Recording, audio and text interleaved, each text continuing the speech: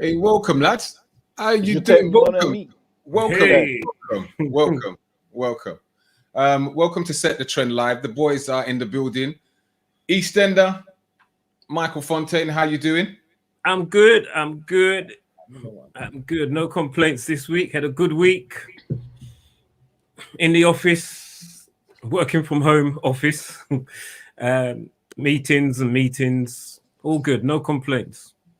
And Reggie, how's it been for you?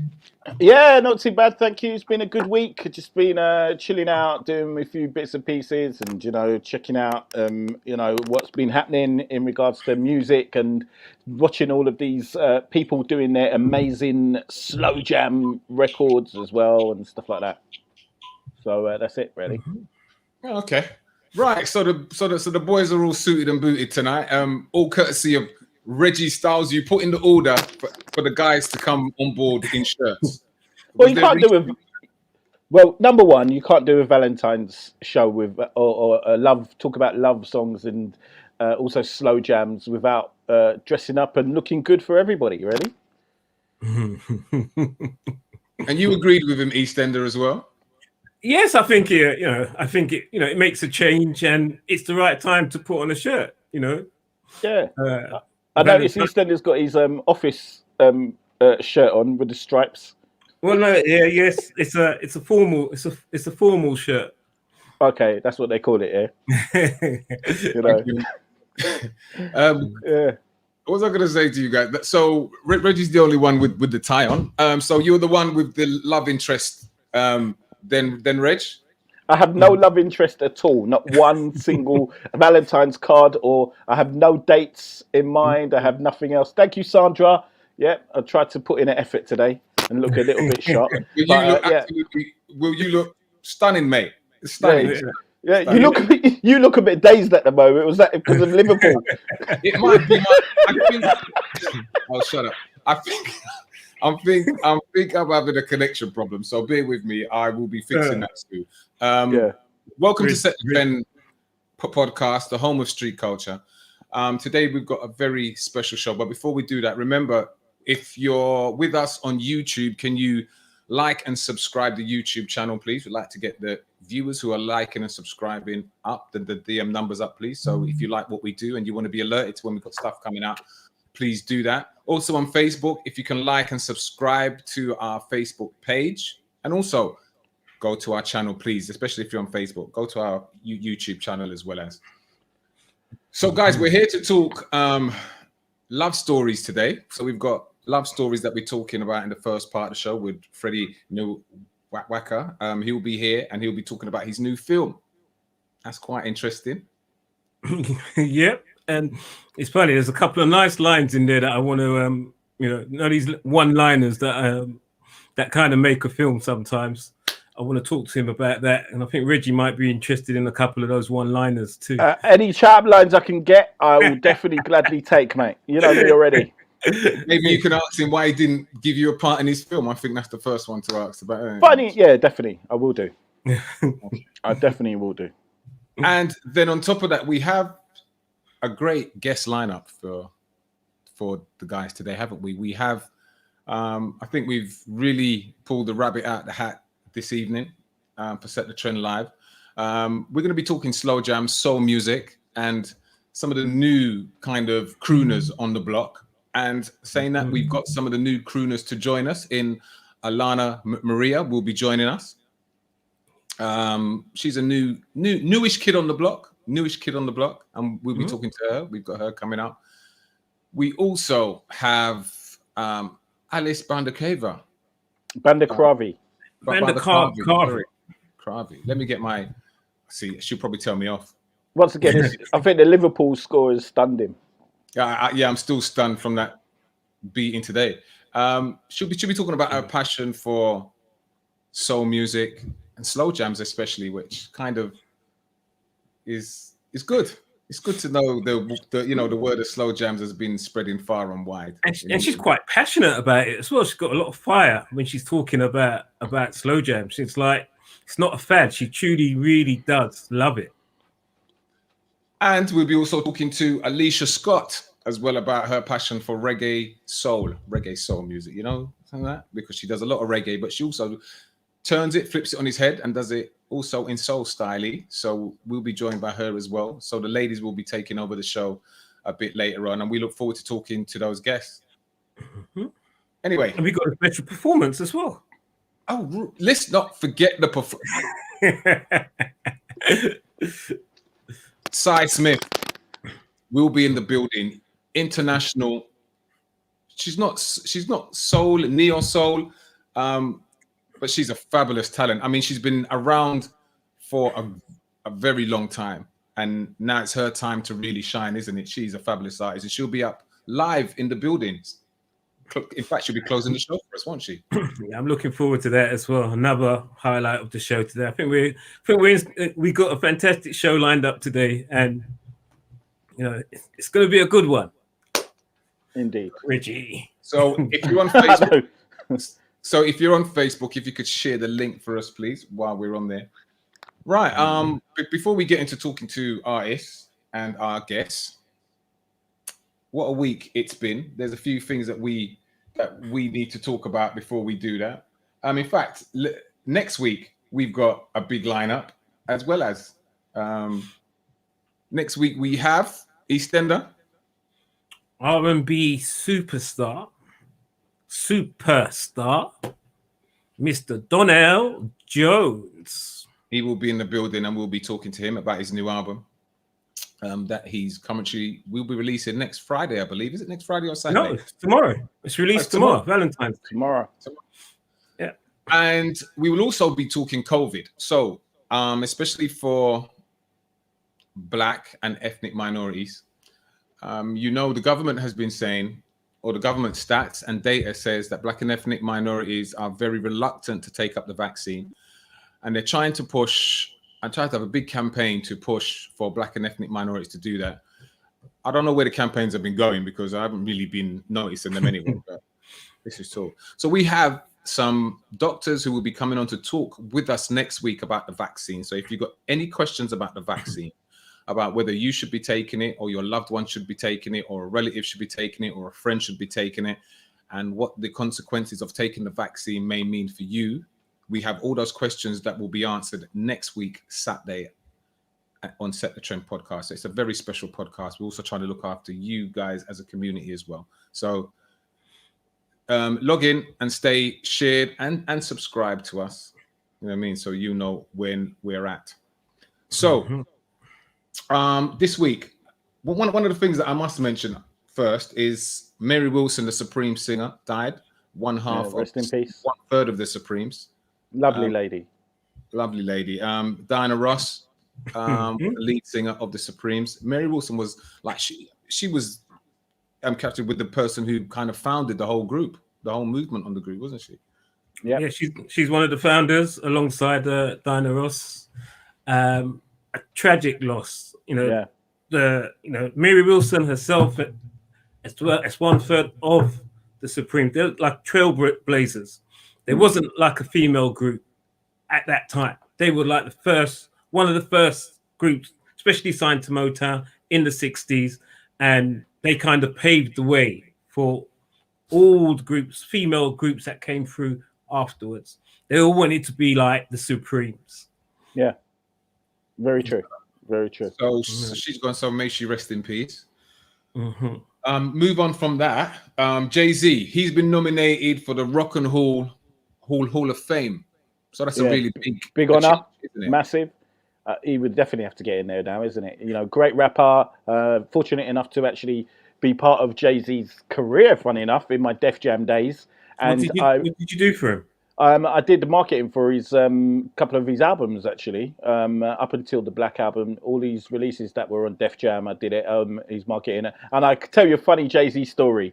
There are two, but I'll tell you this one, which was we were doing. Are you going to tell him the one? Sorry, are you going to tell him the one when you was in the minibus with him? No.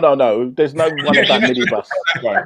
I'm going to tell you about the story about when I went to his hotel Yes, but I you know do know. what I'm talking about, though, yeah? Yes, Reg? I do, but I wasn't party to that. I can tell you about the great one when we were doing interviews with Jay-Z at the Lanesborough Hotel in Park Lane, Hyde Park, and I was hungry, he was hungry. We were waiting for the DJ to turn up, and he ordered. You know, in Lanesborough, you get a butler service. Mm-hmm. So I was thinking, right, I'm going to eat some No, we nice. don't know. No, I'm going to eat some nice. No, we don't know. Okay, so you have a butler. So you had a butler at his beck and call. So I thought I'm going to get some nice steak and chips, or really, really expensive fine dining meal. And he ordered McDonald's. So he sent the butler down the road to go get McDonald's for us. But I appreciate it. So I can say that I ate McDonald's with Jay-Z. Was there any type of McDonald's? I mean, was it a fish fillet? I can't remember that far back. It was like circa 1998, mate. You was just concentrating on your food, wasn't you, Reg? Yeah? Of course, 100%. Why not? Definitely congratulations to Jay-Z on that achievement. Definitely. Also, please remember we have our Spotify playlist up, our Valentine's Spotify playlist. Just go to Spotify, type in Set the Trend Podcast, and our tunes, our playlist compiled by ourselves, us and the producers as well. They chipped in with a few. That is up on Spotify. So go there and you can stream that for Valentine's. One of the things that I wanted to talk about was, and I'm, I never had this problem, and I've never had this problem. East End, I'm sure that you've never had this problem either. I'm sure it's a problem that Reggie might have encountered. So he'll be the person that can tell us how he dealt with this or would deal with this. So Kevin Hart's personal shopper stole over 1 million from him over 3 years. Right? I don't know how the 1.2 million went. Well, they do know how it went missing because he was shopping off the card and he was buying different, watches. He bought 3 Patek watches and a few more stuff. And Kevin Hart didn't know until Dylan Sire, the personal shopper, started posing off on Instagram too much, and then it kind of went. He clicked. So he's been charged with that unauthorized purchases. Reggie, have you? I don't know why. Hold on. You two have got more money than I have, right? So before you ask the question, the answer is no. I've never ever been fleeced for 1.2 million pounds by a PA or assistant. You may have had a personal shopper, Reggie. This is why this is like why we go to you, because you're living the high lives. We don't know about butlers and all these kind of things. Mm-hmm. My personal shopper is literally walking into the supermarket and asking the lady in Asda, "Can you take me to where the Asda George stuff is, please?" That's literally my personal shopper. That's a good one, Rich. But that is kind of fun, isn't it? You've got so much money that you don't. I mean, 1.2 million to any. Yeah, it's crazy. It happens to a lot of people. I mean, I don't know why a lot of stars. I don't know if it's the fact that you need a really kind of like good business affairs person around you, but when you've got so much money coming in, it is difficult to keep a track of it. And, because you're so busy, you're sending and relying on other people to do stuff for you. But eventually, as they say, what's in the dark will come to light. And sadly, it's to the tune of 1.2 million. Wow. And I don't think he's going to get it back. I mean, that's the question I was just about to ask. Is he going to pay him back? Well, no way. I mean, he goes in jail. I mean, he's going to go in jail and do his years. And if I was him, I would say, well, that's my lot, mate. That is your 1.2 million. Yeah, exactly. Exactly. So I mean, I don't know if he can claim it back. I don't know. I mean, America's a different beast anyway, isn't it, when it comes to their judicial system? So maybe he can claim it back. I did try to buy a Ferrari once on my mum's credit card when I was younger. Ricky, that wouldn't surprise me. Oh gosh, yes, mate. But did you know also that it's black? What do you call it? Black. This film called with Daniel Kaluuya, Black Judas the Black Messiah, which is a film coming out in March, which is documents Fred Hampton, the story of Fred Hampton of the Black Panthers in America. So it's getting a lot of traction. Apparently there's a couple of previews, but East End, I would have expected you, with the man with all the contacts, to have got invited to the preview screening, but you know. No, I didn't get an invite for that one. Okay, all right. Well, big up to all those who did get an invite, and to the TV team, you know, set the trend. You know, we should be inviting us, you know, getting us in there. Also, it's World Radio Day today, so big up to all the radio presenters who provide music and also speak and talk and company to so many people around the globe as well. So it's World Radio Day, so big up for that. Can I also mention, before we get Freddie in, there is a great serious group who've come together. They're called Black Mums Up Front, and I don't know if people know, but a lot of black women tend to find a lot of difficulty, and there's a big disparity in regards to the number of black women who are dying from pregnancy in hospitals and from childbirth. So, you know, big up to the ladies. They're called the Black Mums Up Front. Please go and check them out and support them, and please give them your support, because they're doing some great things for the community. Right, and as we go on, I know there's people who've already contributed to the chat rooms, and before we ask you to read out some of them, please, can you continue to talk and to pose questions to our guest in the chat rooms as well, because you're as much part of the show as we are presenting it, so it's a very interactive show. So if you've got any questions to ask to any of our guests, please write in the chat room, and either Reggie, myself, or EastEnder will read them out on your behalf if they're not shown up on the screen for us. So Reggie, just over to you. What are people saying in the chat rooms? Right, at the moment in chat rooms, somebody says something about it happened to Elton John and Sting. I presume that's regarding the money being fleeced by their personal shopper. This is on Facebook. Sandra Prescott says, yes, they're using black celebrities and prominent black figures to encourage us to take up the vaccine. So that's about next week. Let me just head over to YouTube, see what we have there. Just lots of good evenings, and people just literally starting to come in now. Obviously, I'm sure a lot of people are trying to wait in to watch a few other bits and pieces, and just, you know, looking forward to the show. So we're just waiting for a few more people to enter into the podcast, and I'm sure they're waiting for Freddy Krueger, who's coming up. In the building. He's in the building, isn't he? Yeah. Somewhere in the building. Where is he? Looking at absolutely sharp. Look at that. Look at that. Oh my God. Come on. You can tell he's a film director. Look at the quality. Listen, proper things, man. What's happening, Freddie? I'm good, man. What's happening, guys? I've got my cup of tea. I'm ready to go. Listen, don't play with me. Well, it's the weekend of love, and tomorrow is the biggest day in the calendar. 14th of February, it's Valentine's Day. I know we must show love, not only on that day, but on every day. Love and gratitude, 365 of the days of the year, when possible, to our loved ones and our potential loved ones. Whatever you're doing tomorrow, please just take under 2 hours of your time and watch what has been described as one of the films of the year. It's romance, it's comedy. It's called She's the One, written and directed, and starring today's guest, Mr. Freddie NWAKA. How you doing, sir? I'm great, you know, brother. I'm feeling good, man. I'm feeling nice. You know what? It's good to see you guys, man, because I've not seen you lot for other than on these places, man, for ages. So it's good to see the faces, man. Last time I saw you, Freddie, you were in a coffee shop in the West End writing a movie, I believe, wasn't it? Probably. Yeah. You were in Costa Coffee. That's where it was. Costa Coffee in the West End. This is pre-lockdown. They should give me shares, man. I'm always in that place, right? They need to give me some shares. Well, with so many people feeling down and gloom, it sounds like the perfect time for a movie like this, a romance comedy. You know, tell me about it. Tell me about it. You know what it was, right? I feel like over the years, like England. So I say this now, and I'm going to say it with my chest. Oh, let me get my chest up. Hold on. I've got to say it with the chest and the arms.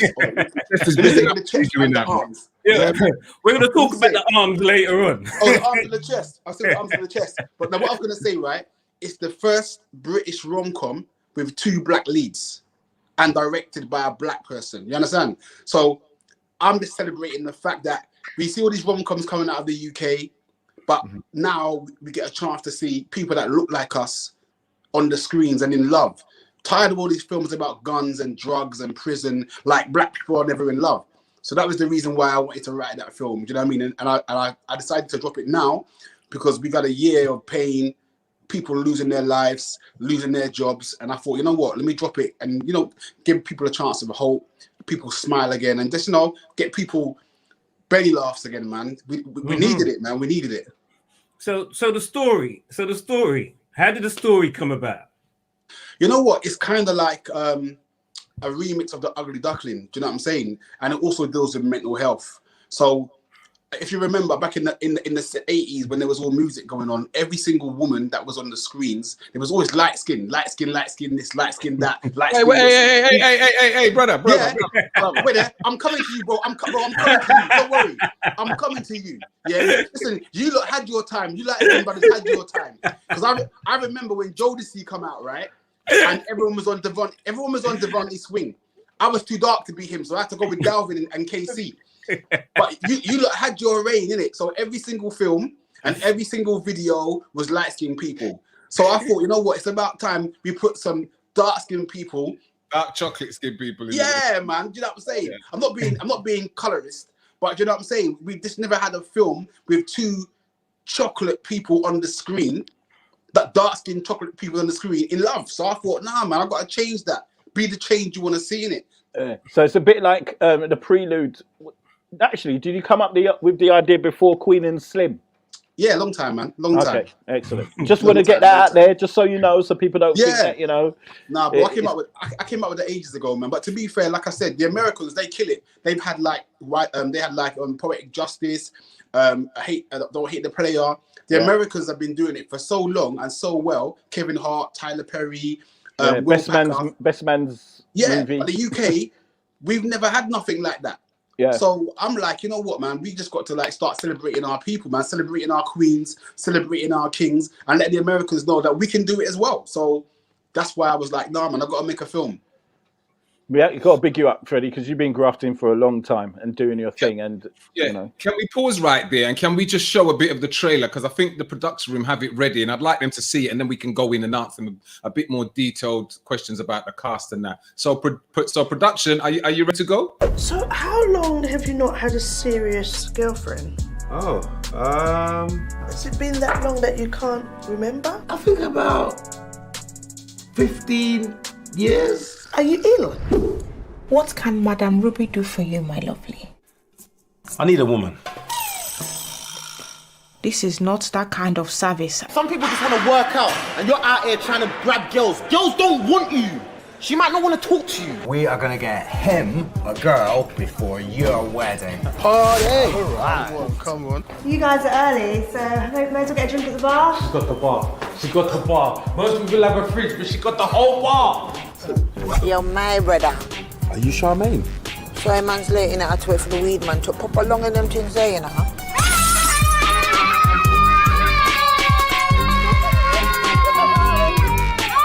Rev up the chemical side.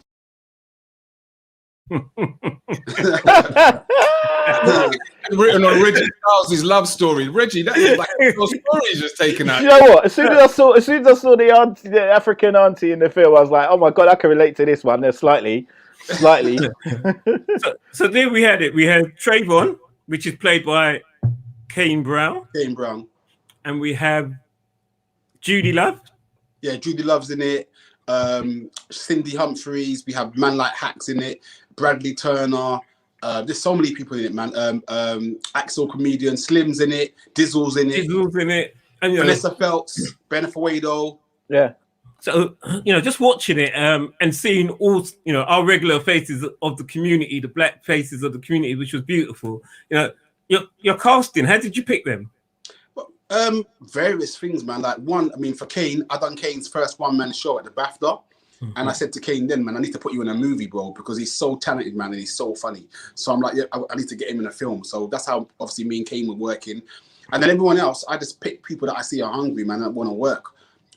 Cindy, like I said, I wanted to get a dark-skinned woman on the screen. No disrespect to light-skinned women, man, but I just wanted to put some black dark-skinned women on the screen, man. So that was why I put her. And then the others were, I had people in there that have never acted before to give them an opportunity. And then I have obviously Judy Love.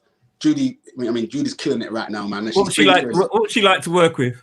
No, she's funny, man. That's what I'm saying. It doesn't feel like you're working, because them guys are funny, man. Judy, Kane, they're making you laugh the whole time, so it doesn't feel like work. It feels like you're just hanging out with a bunch of people that just want to give you a six pack.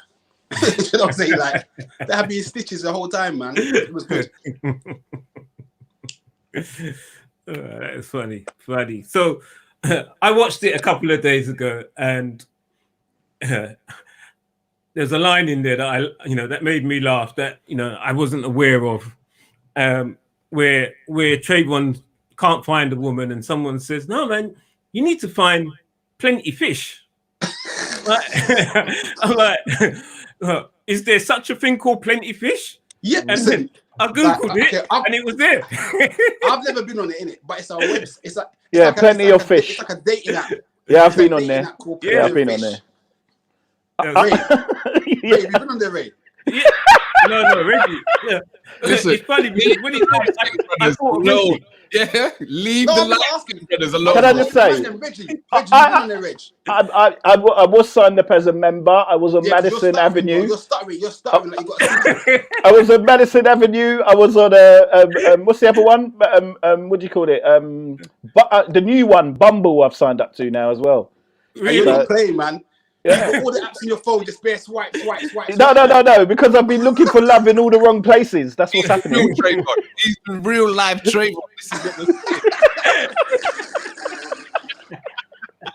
I should have called him Reggie, not even Trayvon. Oh, you I should have called him Reggie, innit? What? So, what was the creative aspect behind the story, though? How did you get to writing this? I mean, what started those creative, vibes in your head, to start writing that kind of show? You know what it is? So I've done like 7 short films. I had a film that came out last year called The Living Dead, which was a comedy horror. I've done really, really well.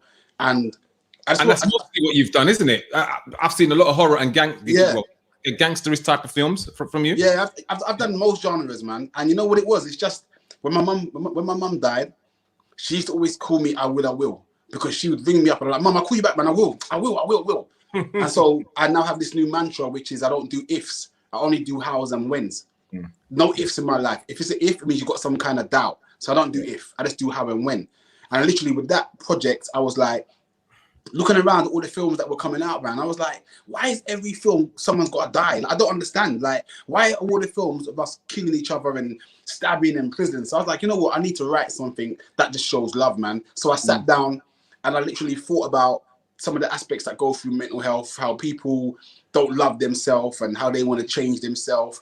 I thought about relationships, how sometimes when we were younger, like we would behave a certain way and maybe not always show other women the love that we should show them and be disrespectful, and how it can come back around to bite you. So I just kind of put the 2 and 2 together and then just started writing, man. Like everybody can be an inspiration. Like I'm looking at Reggie now and be thinking, right, you know what? I'm going to write a character like Reggie there. Or I see East End, I'm like, you know what? I'm going to write at East End. You know what I'm saying? I think mine might be a bit difficult there, Freddie. Very, very complex. Freddie, when did you start writing this film? When did I actually start the film? So, when did you start writing it? When did you start writing the script for it? What year was it? Oh, I wrote the film probably 2019 or something, and then I filmed it just before COVID, 2 weeks. Because I was wondering, because when I was watching the film, I couldn't tell if it was because the shots that you did was mainly just group shots of the cast and that, you know what I mean? There wasn't a lot where you was out in the public and everything else. So I just couldn't tell. You know what I mean? You know what it was? I didn't like, so I guess with rom-coms as well and stuff like that, I didn't want to do that big, like sometimes when you do that big outside stuff, I remember with my films, I wrote it, I directed it, I produced it, I cast it, I raised the money for it, I found the locations, I done everything. So I had to use the resources that I had around me to make it work. And when you're working to a budget and you're trying to do it yourself, it's a whole different level to these big Hollywood films where they've got like meals. Do you know what I'm saying? It's a whole different level. When you say you raised the money for it, what do you literally mean by how did you go about raising that money for it? And why did you feel that you had to do that? So my first movie, I remortgaged my house. I took out a loan because I was going into meetings and with the big companies, and you go into a meeting and they're like, "Oh, Freddie, I've read your script and we love it, man." And then they start saying stuff like, "I can get blah blah blah to direct it, or blah blah blah to produce it because you're a first-time writer, and we're not sure if we can give you no money." And I'm like, "Nah, not me, mate. You're talking about somebody else. You're not taking my thing and giving it to somebody else to make, because then I'll always be a first-time writer." So I was like, you know what? Let me just go and take out a loan. Like I say to people all the time, you can't expect people to have faith in you if you don't have faith in yourself. Yeah, you can't expect people to support you if you don't support yourself. So I said, you know what? Let me put my money where my mouth is. Took out a loan, remortgaged my yard, made my first film, The Living Dead, got it sold globally, US, UK. With that, I was able then, with this one, to go to investors and be like, look, this is what I'm doing. This is where I'm going. Either get on the bus with me and let's make some money, or just get out of my way. And like I say to people all the time, man, we can all ride together and go on the same journey together. It's love. But if you don't want to get on my bus, just don't get in my way, because I'll run you over. That's my thing. Don't get in my way. Don't block me. Come with me and let's all make money, or just get out of my way. So I went around to investors, showed them what I've got. This is what I'm doing. I've raised some money that way. I put some money in myself, and I also done some product placement deals with different brands to have their brands up in the film to raise the rest of the money. So, and speaking about finance, has COVID, how has COVID affected the financial return on your film? Bro, me and COVID, I mean, other than all the losses that we've had with friends and family, me and COVID are brethren, you know? Like, do you know what I mean? Yeah, like, listen, the way that, I've done more for my career, I guess, in this year than I have over the many years. I mean, like I've had, obviously it's not been great for me for a few things, and I've lost a lot of people, and family members have lost their parents and all that kind of stuff. So on that side, it's been disgusting, man. And my heart goes out to all the people that have lost their jobs and that have lost loved ones. But in regards to what I'm doing, I'm at home in it. So I've written 2 more films. I've written a TV show, a cross between Power and Top Boy, which they're pitching to Sky. I've just finished another film called On the Other Foot with Peter Andre, Lady Leisha, and those guys. That's about a racist white man. He goes to sleep white and he wakes up black, and he's stuck in the black body for 72 hours. So that one's finished. So do you know what I mean? Like throughout COVID, it's about perception, man. People call it lockdown. I'm not locked down. I'm just in a space where I can write. As my good friend calls it, the plandemic, where you plan and prepare for when we leave.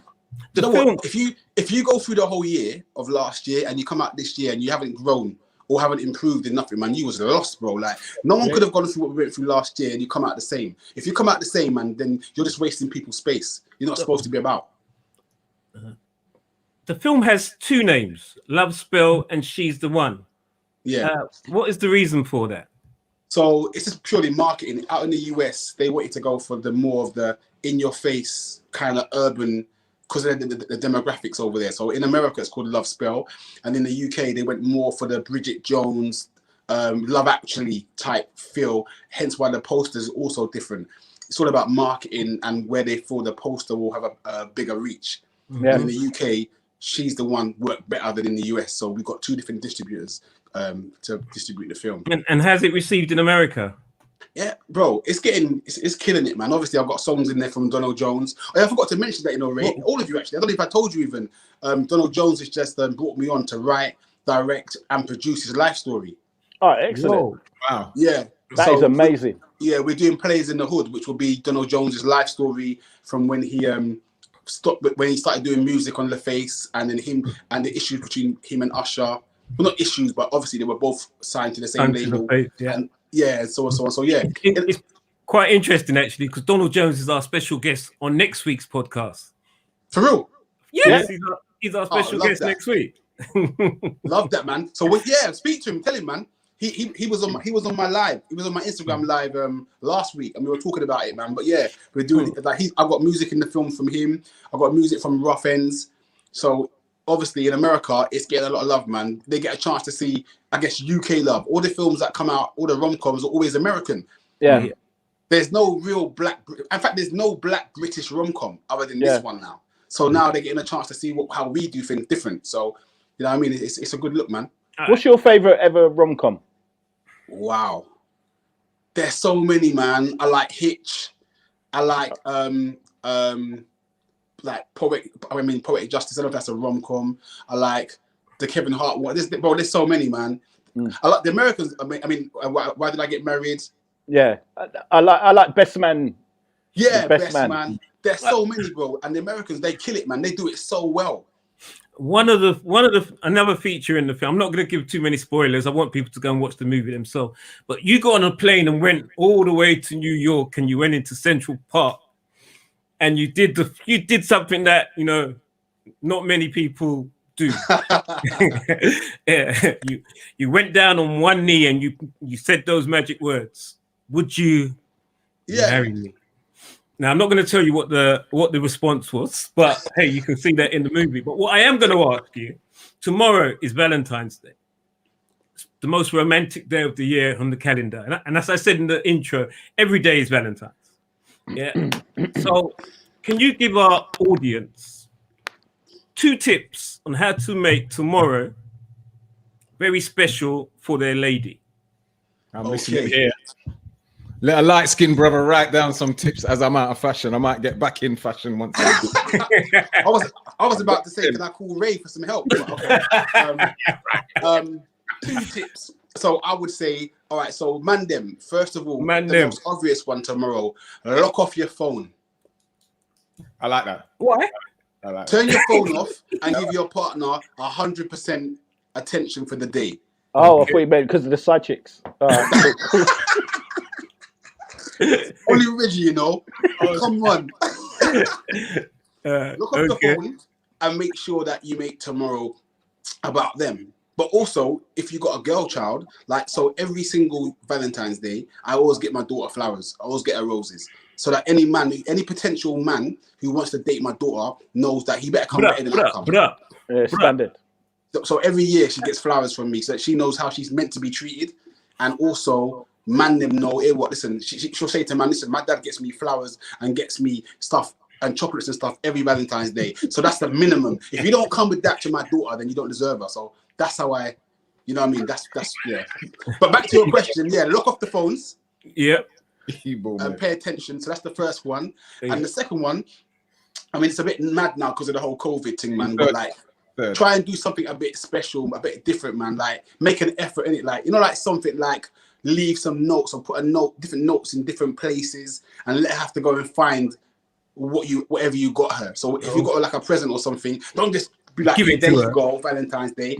Make an effort in it. Like a treasure hunt around the house. And put notes. Yeah. From the kitchen to the bathroom to the loft. You see, Ray? That's why to the bedroom. Last man is winning. You see.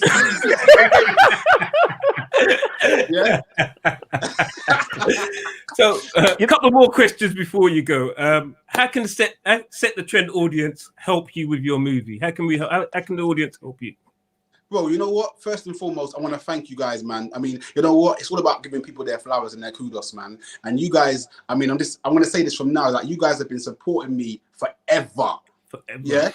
And I want to say, I mean, I've not had a chance to say it to you personally, but and I'm not just saying it because I'm on this live, but you guys, we don't tell each other how much we love each other and how grateful we are, man. So all 3 of you, bro, I want to say mad love to all of you, man. You guys have been supporting me from when I was doing reggae and rapping. That, we're talking about 30 years deep, at least. Mm-hmm. So I've never had the opportunity to tell you all thank you, man. So thank you so much, man, for all the support you've given me over the years. You've always, I wanted to still get it out of the way, right? So that's thank you.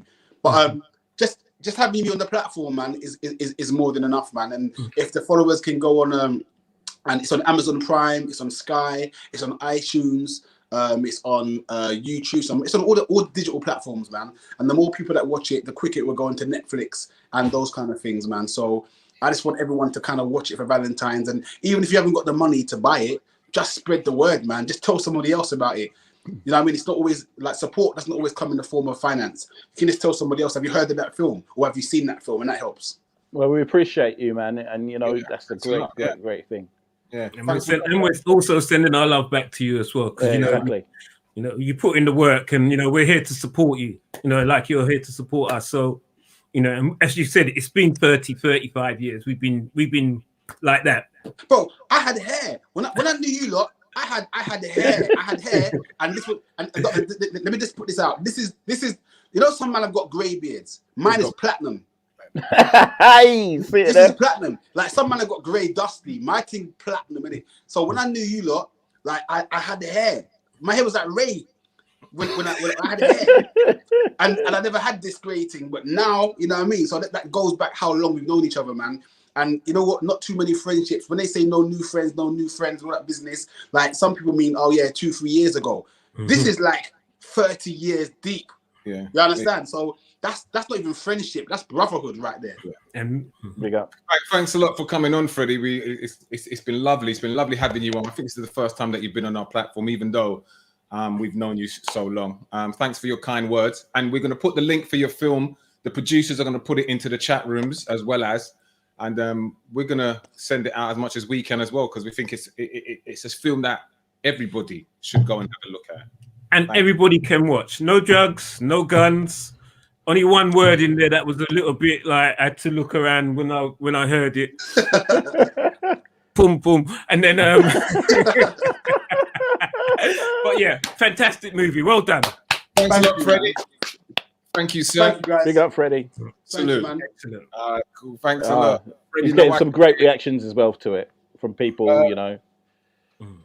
Like what? Good evening, Freddie. Watched the film, loved it. Great, brilliant movie. Freddie, this one will be on my list to watch by Helen. Mystery.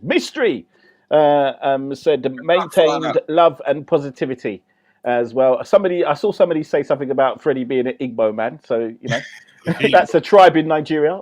You know, so that's from a particular tribe in Nigeria. So that's why. Shade. And that's a bit of shade. Yeah. He deserved it after he's thrown shade at me anyway. Exactly. Can you put the film link, if you can, and the film details in the chat rooms for us, so the people in there can see it and click on it and have a look and maybe purchase? Yeah. Right, Reg. Right.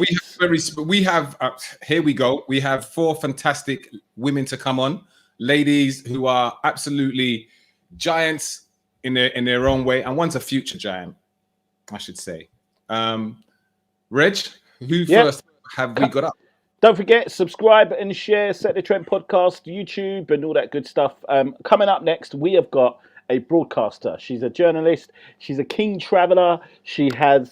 We've had kind of like sporadic discussions on Twitter, which then developed into me finding out about her love and passion for all things R&B and soul, and I was extremely surprised.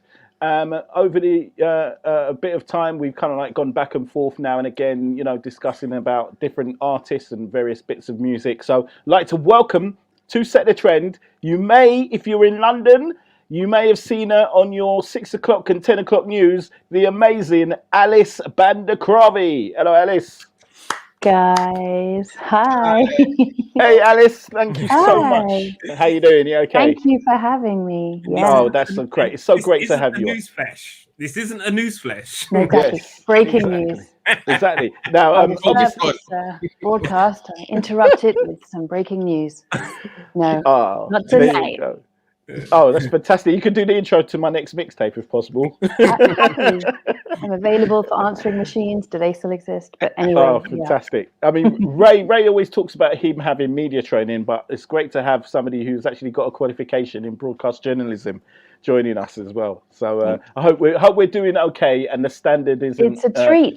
You know, what's the standard like? No, it's good. I loved that chat with Freddie just now. It brought a tear to my eye. It's good, some good tips. No, I'm enjoying it. So thank you. It's an honour to have you on. So you went to Bristol University, and before we start talking about music, you went to Bristol University and you studied, was it politics and French? Yeah. And hey, listen, it's the love weekend, so you know I'm sure you can say things like "je t'aime" and "mon ami" in a better way than I can. Should I tell you a little anecdote, a little story? Please. Go ahead. A friend of mine from school has become very senior at a record company, and he was looking after Aston Marigold. Yeah, from JLS. From JLS. And when he released his album, he had a solo album after he left JLS. He was recording in the studio, and so my friend, remembering that I speak fluent French, said, look, the song needs somebody to speak in French. Yeah. So would you mind just coming into the studio and doing like a little voiceover? It's not singing, it's just talking in French. So I was like, sure. I was thinking, this is so much more glamorous than news. This is really fun. Oh my God, are you kidding? I'm going to a record studio. So anyway, I get there and it's my mate and a sound engineer. Aston's not there at all. It's just these two guys. Sound engineer's got a ponytail, standard. And so I'm like, right, so, you know, what am I saying? Thinking they're going to give me the words. They're like, no, you just have to like, you know, say some French stuff, like say some sexy, romantic French stuff, like sexy French stuff, just in French. Let's hear it. It was the most uncomfortable thing ever. Like the least sexy situation. You're in a studio with some headphones on and someone just says, go on, say sexy French words. Anyway, I did it and it made the track. Je t'aime. So you had your own Serge Gainsborough moment then? Exactly. Oh, fantastic. Excellent. So you're also an artiste now as well. You've got songwriting. I mean, I don't like to talk about it. There you go. But you got more than I have. Anyway, but going back to like your Bristol uni days, did you ever rave at places like Panache, Creation, or the Junction? I've DJ'd at a few of these places. Did you go out clubbing, or were you just like the original nerd? Did. I was a bit of a nerd, to be honest. I was a bit of a nerd, and I used to come back. Also, I'm a Londoner, so I used to get the coach and come back to London at the weekend. Exactly. And I was living in London most of the time, but there was a club, I don't remember, in the kind of St. Paul's area. And I mean, I say club, it was more like a really dingy house. Yeah. And it was like really dark, really hardcore hip hop. And it was fun. And there were like rooms. I don't remember what it was called. Yep. St. Paul's. That was more, I mean, I went there a couple of times. I wouldn't say I hung out there a lot. Yeah, I understand. I hear that. But the clubs of London, I know them well. I frequented them a lot in the 90s. Which ones? Can you remember the names? Hanover Grand. Oh yeah, Fresh and Funky. On a Friday night. Starlight. Rotation. Starlight. Oh yeah, the Starlight Crew. Yeah. The Starlight Crew down at was it Corks? Paddington. Okay. Starlight. Woody's. Okay, Woody's. Yes. Browns. Yeah. Okay. The animal. Yeah, go for it. I mean, so is that where you found your true love for R&B, or how did you kind of like how did R&B become Alice thing? I snuck out from home at about, I'm going to say 14. Really not a good thing to do, folks. If you're a 14-year-old girl, don't sneak out. But we did. And we discovered this night, we went through the timeout and I was looking for, I already liked R&B. I already listened to R&B. We're talking 1990, okay? So we're talking Ralph Tresvant, New Edition. That was kind of what I was listening to. Yeah. I was like, where am I going to find these clubs? Anyway, I went to this nightclub called Woody's in Woodfield Lane, just off Harrow Road. Yeah. And I remember them playing kind of Johnny Gill and some stuff that I hadn't heard, like more hip hop. Yeah, and then that was New Jack Swing. Then I was Yeah. It was like I mean, it wasn't really. I already knew Naughty by Nature, but for Nice and Smooth, you know, the kind of the stuff that wasn't being played mainstream on UK radios. Yes. And I never listened to UK mainstream radio after that. Okay, so how did your love transfer into, because it is we're talking about Valentine's and stuff, how did you find that passion? Because that's how I kind of like connected with you in regards to the whole slow jam and love songs and chilled out grooves stuff. How did that come about? I've just always loved music, and I'm basically at my happiest with some headphones, or if I'm on my own with some speakers, or in my car playing music really loudly. I don't want to talk to people. I don't want to do stuff. I just want to listen to music. That's really my happy place. So you have a great playlist on Spotify. So give us some idea of kind of like your 90s love that people might not be surprised, because people see you reading the news and probably think, yeah, right, she's not into R&B. But you really know your stuff. I mean, I know nothing about the music industry. I am not an artist in any way. I am just an avid consumer. So if we're talking 90s R&B, I mean, obviously, I loved Ralph Tresvant, Johnny Gill, all those guys. I loved Karen White. I loved, even Pebbles. Yeah, yeah. Do you remember that song, Girlfriend? Yeah. I loved that song. Yeah. Everything that was Babyface, that was, hip hop too, like Rex and Effects, and you put me on the spot now. But Albie you like Shaw, Christopher Williams. Yeah, Albie Shaw. Yeah, Keith Sweat, that era. Yeah, That's kind of like your 90s era. But you've also got a love for things like we had a kind of not a bit of what they call it, a beef of verses. That's what we did. Sorry, it's a verses on Twitter, and I said that Rashawn Patterson is a better artist than Music Soul Child. That's right. Can you give your reason why you feel that Music Soul Child is better than Rashawn Patterson? I just don't think they're comparable. So I think for a versus to work, you need to have two comparable artists who are going to be able to bring 10 or 20 songs which are on the same level. And first of all, I don't think that Rashawn Patterson is, he's almost more of a jazz singer. Almost. Do you know what I mean? He's neo soul, and he's gone pure sort of jazzy neo soul, and he's stayed like that. Whereas music's got some bangers. Music does, beats, he does love songs, and he's produced successful albums for the last 20, 25 years. When did he release I Just Want to Sing? I Just Want to Sing. What was that? That would have been 2001, wasn't it? No, it was earlier. No, was it before that? I would say 98. Yeah, I think it was 98. Was it? 98, yeah. Around that time. So, what I would say, I just don't think they're comparable. What I would say, songs for songs, I agree with you, but Rashawn Patterson has an amazing voice, and he's by far the better singer. But the collections of songs by Music Soul Child is much better. I agree. And no, Rashawn Patterson's got a great voice. And if you get an opportunity to see Rashawn Patterson in concert, when he sings, it's just like the record. He's absolutely amazing on a live stage. But song for song, I agree with you wholeheartedly. Music Soul Child's the one if there's a battle. Yeah. And the songs, you just roll those songs off the tip of your tongue like just like that. Did it ever cross your mind of trying to become a DJ? No. No? I never would have dared to do that. Never. I honestly, I wouldn't have. I've asked Alice a number of times to take over on my radio show, but we haven't managed to do it yet. I would love that. It's not that I don't have the ambition. I 100% have the ambition. I just don't think I would manage. I don't think I would be successful, and I don't think this was my path. But I would 100%, Reggie, let me do it. Let's do it. But Alice, you've got your own playlist that you do on Spotify, though, haven't you? So I've got loads of play. I'm like a playlist addict. You're a DJ already. See there? Look at that. I'm my own DJ. I have got playlists for, because the other thing I mean, obviously I love hip hop and R&B.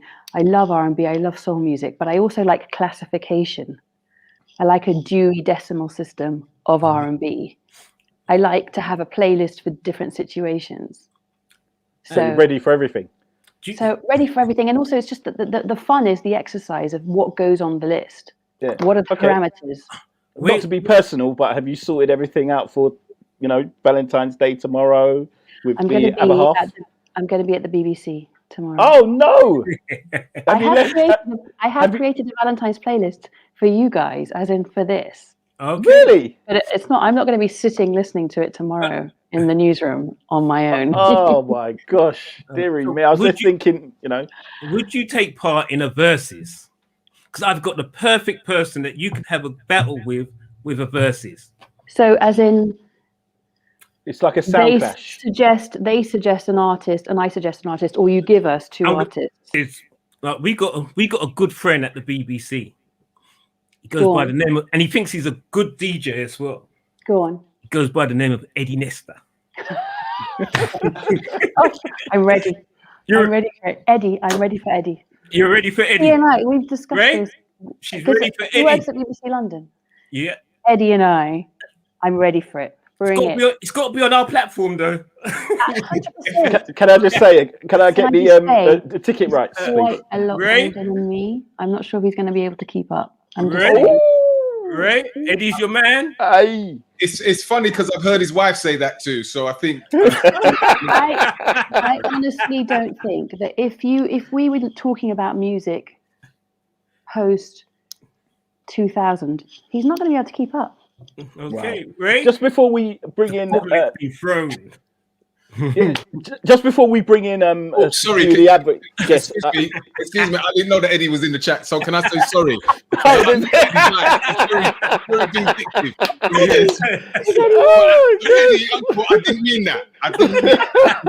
Your wife didn't tell me nothing. I made it up. I've been trying to get likes and shares. I didn't mean it, Eddie. Can I just say, Eddie, if you are... Is he accepting the battle, though? Is he accepting the battle? Does he want to send us a message and say if he wants to do this? Because I can't think of a better way to spend an evening. Sound Clash. Clash is on. Gosh. Right, but we've got some other guests there as well that would like to join you, Alice. So don't go anywhere. We have a young artist who's coming up. She's going to be a queen soon. She loves soul music. She does other genres, trap soul, and all different styles that she wants to go in. She's going to come and explain herself. Can we introduce ALANA MARIA to the stage? Welcome. Hey guys. Hey. How are you? Hi. I'm good. How are you? Not too bad. So welcome to Set the Trend podcast. You're another, well, soul is part of your genres of music, isn't it? Because you're also interested in others, but you came to our appeal when you did your first single, which sampled Omar, Nothing Like This. Yes. How did that come? Because that's a very old school tune for us. You know what I mean? That's 1991. It's a tune that we love on this platform, and our people really get it. You know, they really love that tune. And Omar for us is an icon. So why did you choose to take on such a big tune to sample and to use? Well, I've come from a musical background. Like my whole family, I've grown up listening to those songs, and I'm young. I've just turned 20 like in January. So I'm quite an old soul when it comes to music. Like that is my favorite type of genre to listen to. 90s R&B is my thing. And I wanted to represent myself as I'm an R&B artist, but I also wanted to represent my country as well, because a lot of young artists will do like Usher samples or, you know, Mace or Biggie or Tupac, whereas it's like not a lot of artists will use R&B from UK, or they'll do like grime or something. Like it's never really UK R&B. So I thought the best thing to do is literally promote my country and promote my sound and promote like my voice at the same time. Alana, it's funny because this is where some of us on the panel really get into we're not that old, but we probably are getting on. Was it something that your parents introduced you to? What, the song in general, or just the song in general? Yeah.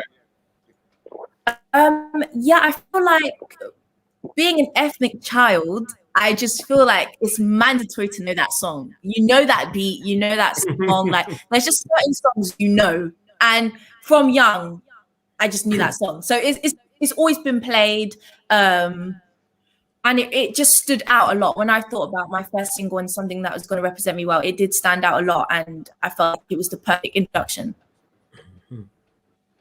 So what other genres of music are you interested in? Have you played around with the trap soul kind of vibe that they've got going on now at the younger generation? Yeah, I'm very, very versatile. Like all of my unreleased songs is like the spectrum of R&B is very wide. I can go from extreme pop to extreme R&B to soul to, you know, UK trap wave. Like I'm trying to broaden out my as much as possible to gain the biggest audience I can get.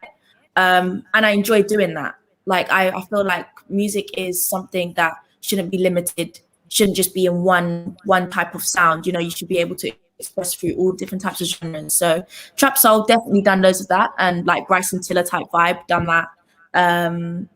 Pop, like Ariana Grande, done that too. So yeah, I've got quite a lot coming. And you're signed to Warner Records, isn't it? Yes, I'm signed to Atlantic Records, which is Atlantic, sorry. Warner, yeah. Atlantic, cool. Atlantic Records. Right, that's big shoes to fill. I mean, Atlantic is a very iconic label. You have Brandy, who was on there. Yeah. Was that one of your icons? Yeah. Yes, she is. Which is it's crazy because Brandy is one of my icons. She was my inspiration for music. She's the type of artist that I kind of want to represent, as in very natural, very simple, still very relatable, but still has a presence to her that stands out. Cool. Okay, I've been supporting the single "Happier." You gave my heart to another. Sorry. Sorry. But you've got a new single out now. You've got another single out now, haven't you, Alana? Yes, I do. I've got a single that came out in November. It's a Caribbean vibe. It's called My Heart, and it's with Cranium. So how did that hookup come on? Come So originally the song My Heart was actually remade. I remade it. The original was by Wayne Marshall, and I felt like I wanted to, keep the legacy of it, but just modernize it a little bit, bring it back, because I don't think a lot of people my age do that in the music industry. And I needed a Caribbean artist on it. I was like, I need Cranium on this tune. Like it just worked. It was perfect. And he loved it, and everything just worked perfectly. And how's that been received on the streets? Oh my God, it's done more than I ever expected. Like it got just under 800,000 views, and it's only been since November on my own channel. Yeah, Cranium is for my second single, I did not expect that. I don't ever have expectations for my songs, but when I saw this, I was like, oh my gosh, it took a while to actually kick in. Yeah. And you know what's so great about the fact that artists like yourself, alongside Tiana Major 9, and you've also got Ray Black, a lot of people bringing these love songs to the fore and writing some amazing records. And that's what I was pretty surprised when I first heard your stuff. Lyrically, it is actually very, very on point, and you can connect. I didn't really believe that a lot of the younger audiences would connect with it, but it seems like what you're doing is working, because you've got 800,000 views on YouTube. Wow. Yeah. No, it's you know what it is? I feel like if you're young and you're in the generation of the youth, it's very easy to connect to them because you are a part of them. So it's kind of easy to bring something that would be in you guys' generation and bring it to mine, and still make it work on both sides because I'm still a part of that youth. Mm-hmm. Makes sense. So what's the future have for you? So how does the future plan work for you? So you've got this single out. Is there an album in the works, or is it another single and then you're planning the album further down the line, or how do you see it working? So I've got a single coming out next month. And I've got an EP coming out this year as well. So I've been working on a lot of stuff, and my name's gonna be out a lot this year. Let's put it this way. Yeah, the big campaign, the big billboards. You're gonna have playlists everywhere, so you can't miss it. Yeah. And plus, you're gonna be on Alice's playlist as well. Yes. You're gonna be on my Twitter, on my Spotify. Yeah. There you go. We're hooking up deals. Tell management I want 10% of the royalty. Reggie always wanting a cut. Hey, listen, man, cut the check. You've got one of our boys that are championing you as well. The first time I heard from you, my little nephew, as I call him, Mr. Play, sent me your track. Oh, okay. My manager. Yeah. And I was kind of, okay. So how did that hookup come with you and you? Because I know Mr. Play's got his hands in enough business pies. He's always doing something. He's always got his head busy on that. But how did that hookup come between you and Mr. Play? Well, it's actually with my mum. So my mum and Play manage me both. They co-manage me. and those two have been friends for years and years and years. And yeah, at the time, I didn't know I sang, and then my mum had been like, "You know, my daughter sings, right?" I used to just post. This was before I was signed, and I just used to post covers on Instagram, and I grew my fan base from Instagram. So when he realized I was her daughter, he was like, "Oh wow!" And then they kind of just was like, "Yeah, let's just build her up together," and it just started from there. Really, it was very natural, very organic. Good. Excellent. And you know what? We're looking forward to hearing the start. You know, your journey and your career. I know with the music industry is a very, very unforgiving place at sometimes, but we have got your back, and we are going to be supporting you 100%. You know, because we're all a family, and we all unite to make sure that you are a big success this year. Thank you so much. I appreciate it. Don't go anywhere, Alana. We've got another guest in the back room. ALEIGHCIA Scott is here. I mean, producers, can you bring? She's been waiting a long time, Miss ALEIGHCIA Scott. Can you bring her into? Hi. All the way from the valleys. Hello. Hi, ALEIGHCIA. How are you? I'm good. How are you guys? Not too bad. The screen's very bright with beautiful people at the minute. It makes a change from having us three ugly mugs on there, but speak for yourself, Ray. Speak for yourself. Okay, Trayvon. Sorry. So sorry, ALEIGHCIA. You're known for singing a lot of reggae music, but you do have reggae music that you also twist into soul music. How did that journey come along? How did you start in reggae and then extend that to soul? What was the thinking behind that? I think it's more of kind of like a natural thing for me. So I was brought up predominantly on reggae, but my family are really eclectic when it comes to music. So sometimes I listen to songs and people are like, how do you know about that? So I think it's just naturally, sometimes I often just play instrumental rhythms, just play, and then something will come out, something from the archives that's in my brain I don't even know is there. So yeah, a lot of the stuff I do, if I'm doing a cover, it's just naturally come out. I haven't tried to force it, it just happens, I guess.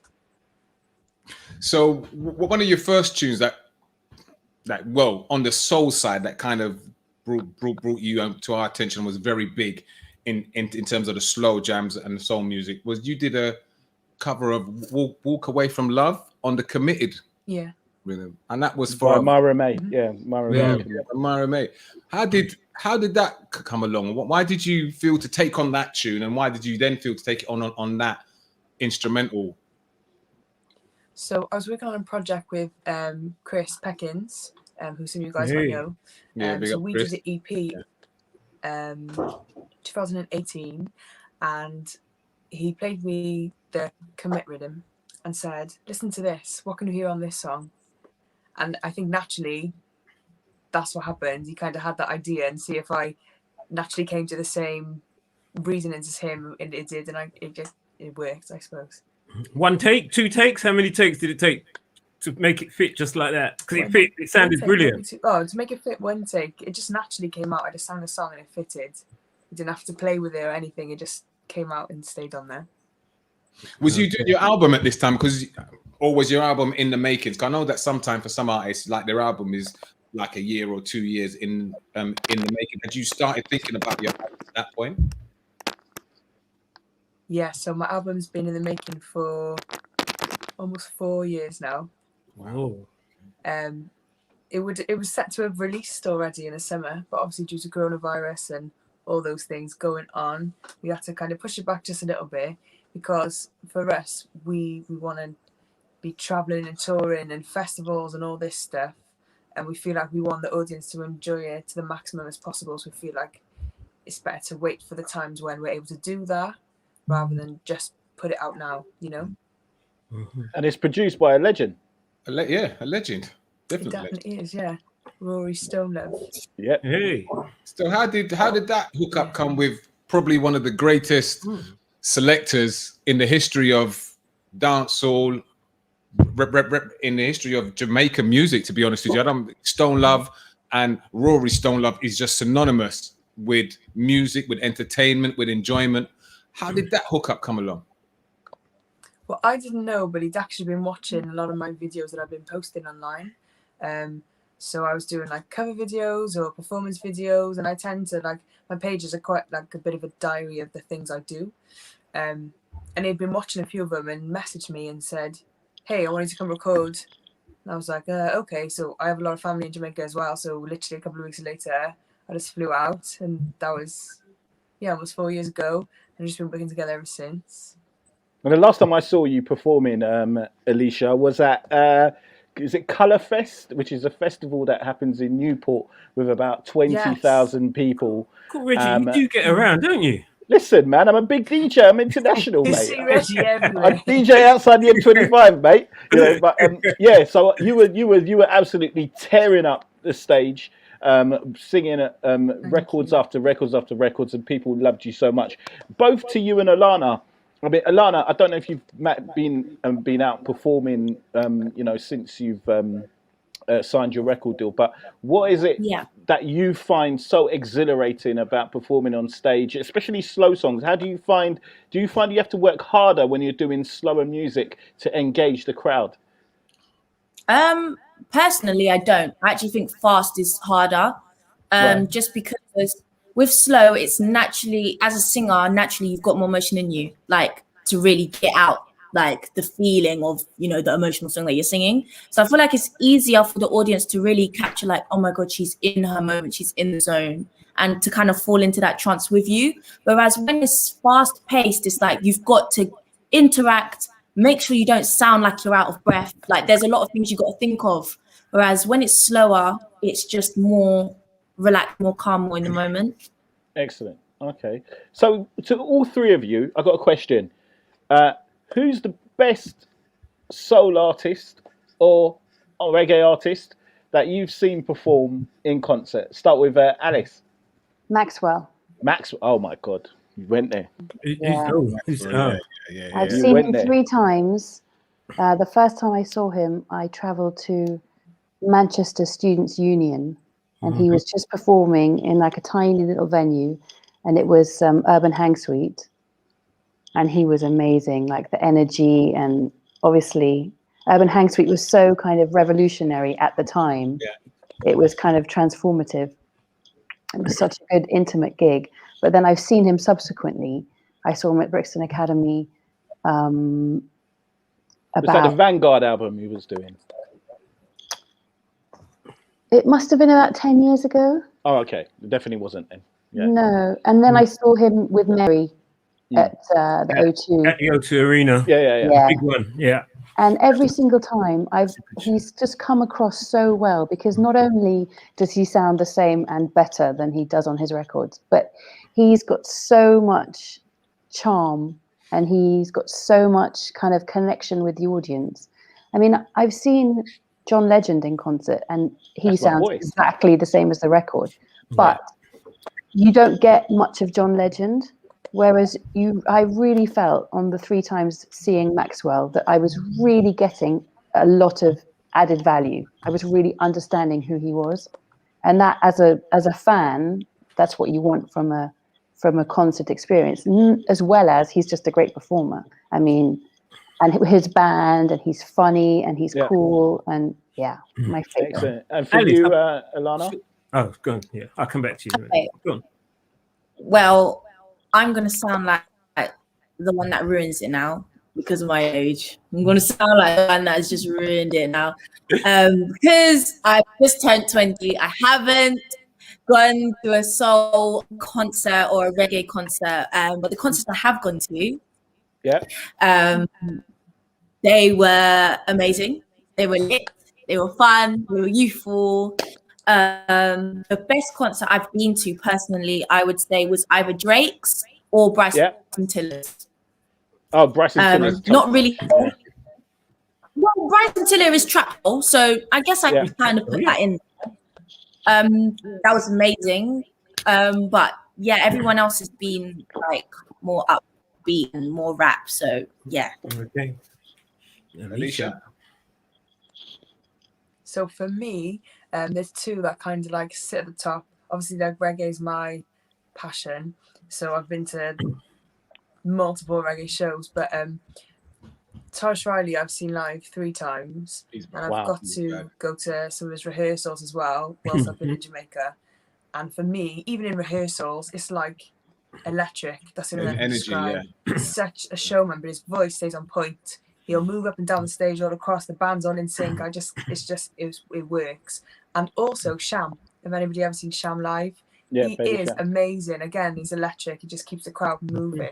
And I didn't forget, but I was reminded how many hits Sham has as well. Yeah. Circa 98 to 99, I'm going to boast now.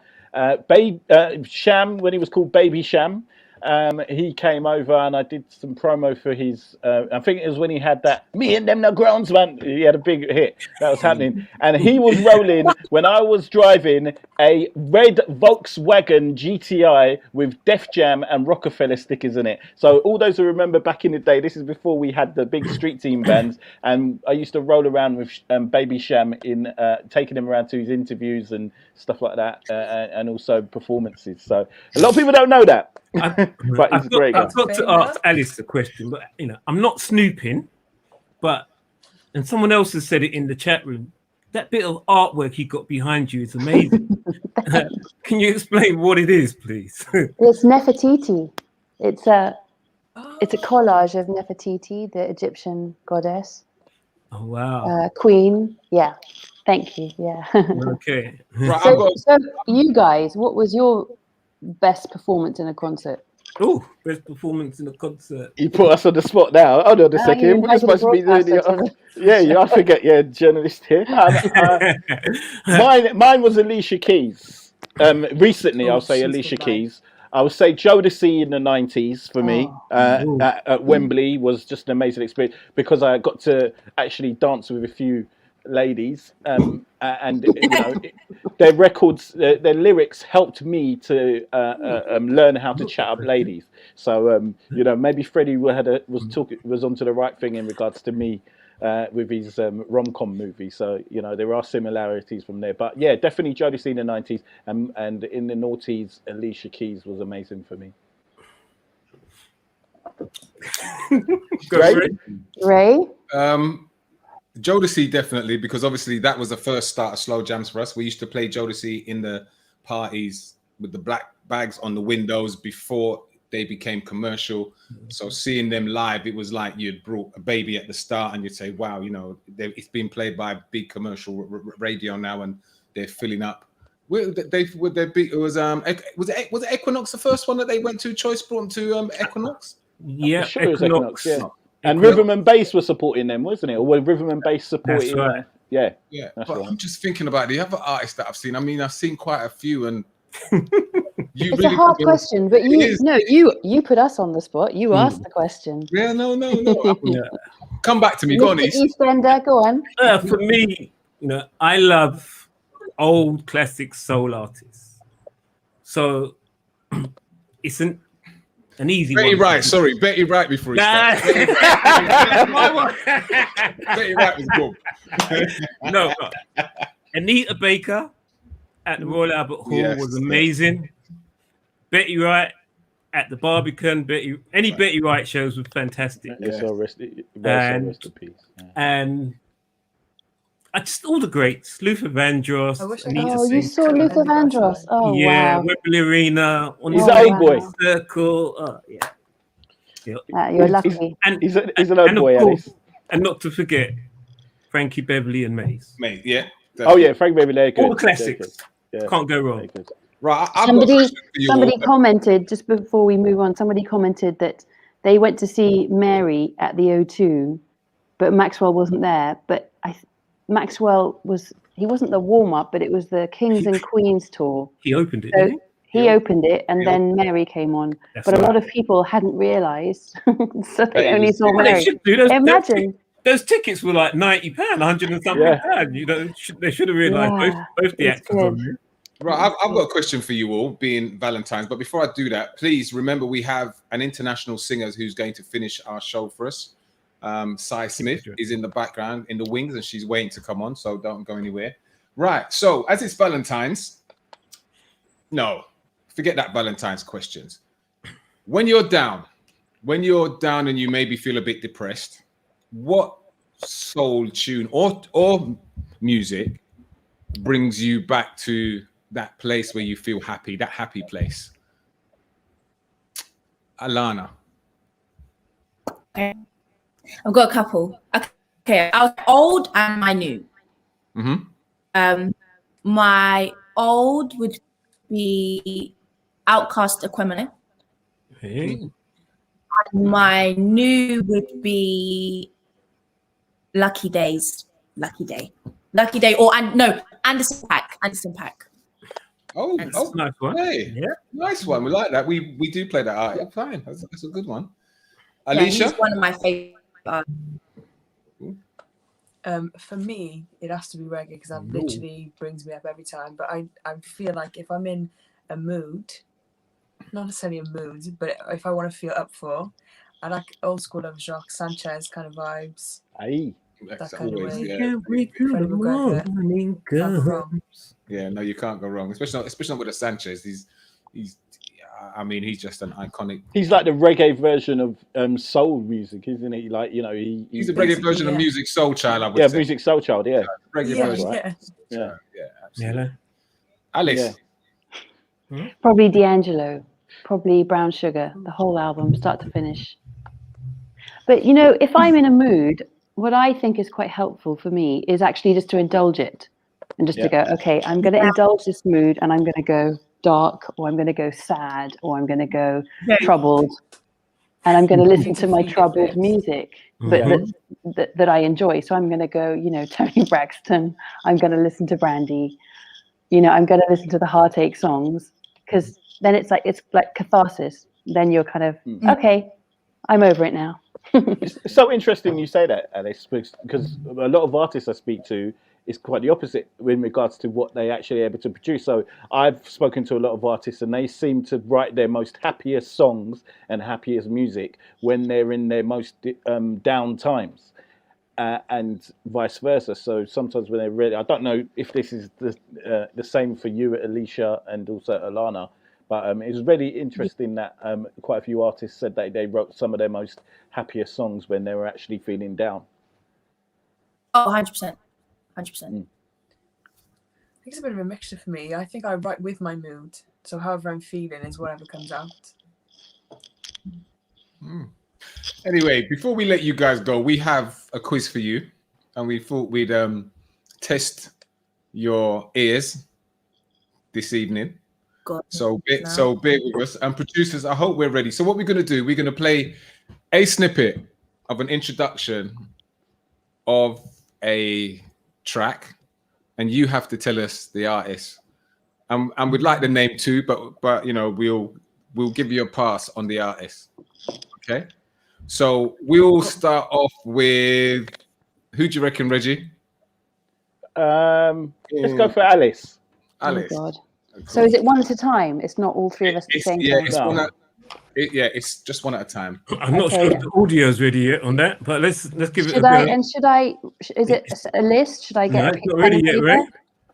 Oh, it's not ready yet. It's not ready yet. I think what we do is bring in Sai. Let's have a conversation with Sai. And then before she does the performance, we'll go back to the question. I've been given a reprieve. Okay, so we're gonna put. So guys, don't leave us. We're gonna put you backstage, and we're gonna bring Sai up because she's gonna do a performance for us. So just hold on a minute, and thank you very much, producers. Yeah, sorry we ran over slightly. Yeah, can you put our guests in the green room, please? Thank you very much. Right. So they at some point they will do that. Hey. Sai Smith is there. Hi, Sai. Producers, can you put our guests in the green room apart from Sai, please? Thank you very much. Thank you. Okay. Welcome, Sai Smith. Hi. Hey. I didn't expect to be here so early. I thought I was going to be. I thought I was going to get a couple of minutes. So just now, as you were sort of talking, I was like in here singing and. You know, sorry about that.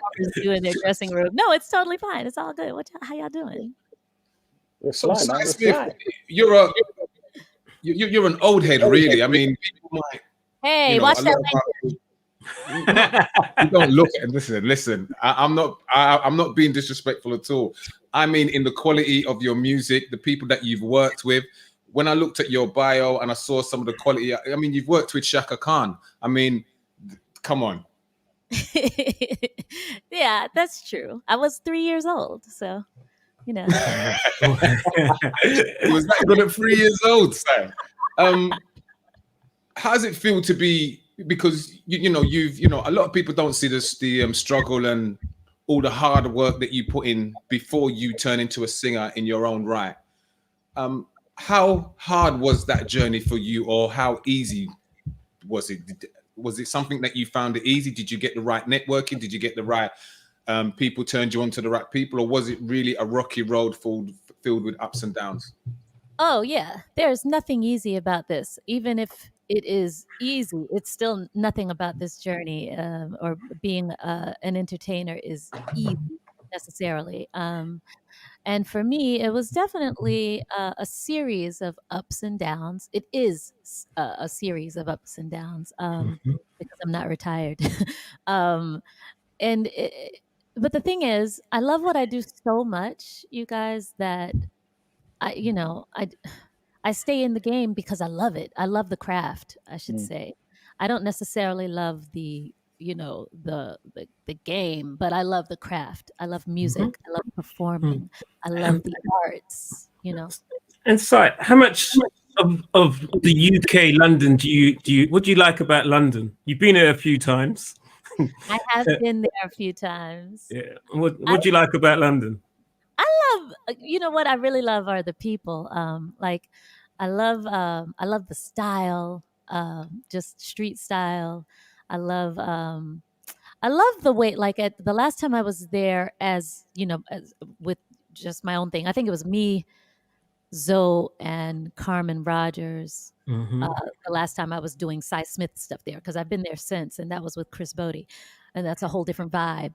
But when I was there at Jazz Cafe, I just love the way the people love on you. Like it's a very active love that people in London show us, and I think that's so cool. It's almost, I mean, I don't know really how to describe it, but it's very familiar to me. It feels like the same kind of love I get when I go to my homestead in Tennessee, where my people are from. It feels very similar to the love I got in the first time I went to Ghana. Like it's just a very like bruv, sis, blah, and I look forward to that. That's my jam. How would you categorize your style of music? That's an interesting question that you ask. Wait, which one of you asked? Because I'm not looking at the screen. That was Vibes. Vibes. You're the one. I was like, that's interesting. because you were like earlier, she's not soul, she's not neo soul. So I want to ask you, how would you categorize what I do? You're the one.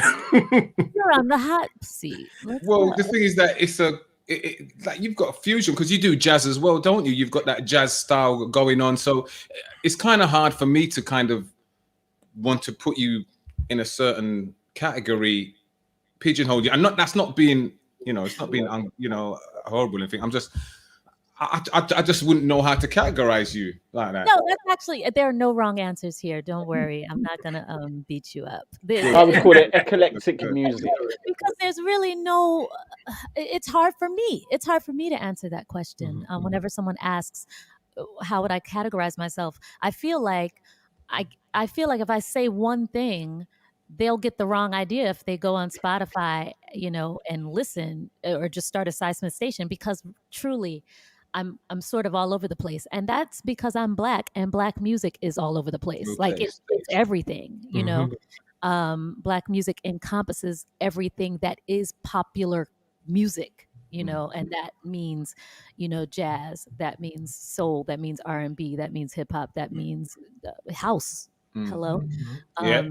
Dance, so as rock and roll, as much as we might be erased from some of these genres when it comes to, the images that we see, it doesn't take away the fact that all of that is us, you know. So you'll hear a little bit of you know, a little bit of everything in my music, and if you're listening really closely, you'll see how the thread of funk sort of rides everything. Yeah. Yeah. I'm really looking forward to it. I can't wait. I've got a bad habit today. I keep looking in the background and I see an amazing grand piano. Is that the piano where, you know, some of the magic has been made? It is definitely the piano where I wrote most of my last album. Sometimes a Rose Will Grow in Concrete. I wrote most of that on that piano there. Yes. Oh wow. Yeah. So I didn't record on that piano because I record in a studio, but yeah, I definitely wrote almost that whole album on that piano. And the other instrument that I wrote on, you can't see it, but it's to my left, and that's my Fender Rhodes. Oh, you got a Fender Rose. Hey. Yeah. That's for that 70s sound, yeah? Yeah. Exactly. The new single, Feel Good, Feeling Good. Track. Yeah. Tell us a little bit about why you decided to record that Nina Simone classic and the way you flipped it and turned it into something amazing. Magical. Yeah, magical. Thank you guys. I really appreciate that. So this song came about because as the pandemic sort of stripped away our our livelihoods in terms of performers being able to be on stages, I immediately embraced live stream shows, right? And I summoned my partner, Dominique Xavier. He's a keyboard player here in Los Angeles, but he's played with a lot of different people, like the band Toto and Prince and, you know, Snow Allegra. Like, he's played with everybody. But when I can afford him, he plays with me. Ow. And during one of our live streams, he was playing those chords, and I just started singing, you know, the verse, birds flying high. Now, mind you, I had never sung that song before, but over those chords, I really wanted to sing it. And melodically, it didn't really work. So I just sort of changed a couple of notes here and there. And I didn't know the words. I had to go print them out and put them on my fireplace mantle, you know, but I was like, man, we should do that song tonight, because we were just playing around in sound check. And so we did it in the live stream show that night. That was back in June. And everybody really liked it. And so we did it again at the live stream show I did probably in November or something. And everybody liked it again. And so I said, you know, and people were like, y'all got to record that. Y'all got to record that. So at the end of the month, or in December, I should say, I asked Dominique if he would do a track, and we could do that song and release it. And he obliged me, thankfully. Shout out to Dominique Xavier. And we released the song at the end of December, you know, going into 2021, because I just wanted to actively inject some positivity and some optimism into the new year. So that was definitely an intent, you know. We yet set the trend. We love the song. How's America embraced it? America has embraced it. It's weird, like when I hear somebody ask it's very weird that I'm not weird. It's very rare that I get to talk to people in another country. So thank you. So it's interesting to hear something like what's happening in America.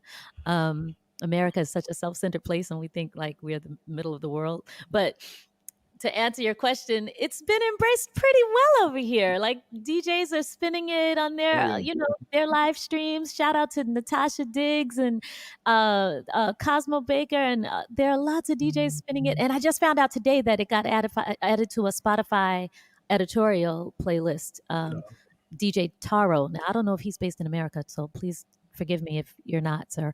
But like, that's exciting news to me. Yeah. So, and I just got a video for it.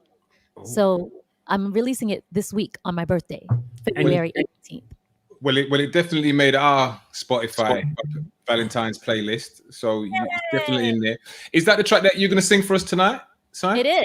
It is the song I'm going to sing for you tonight. Good. Okay. And production, do you want to focus on Miss Si Smith, please, all the way from the United States of America? She's going to sing. Oh, look at this. Hey, she's been in business, meaning business. Production crew, do you want to take us out into the back room and let's just focus on the wonderful vocals of Cy Smith? Take it away.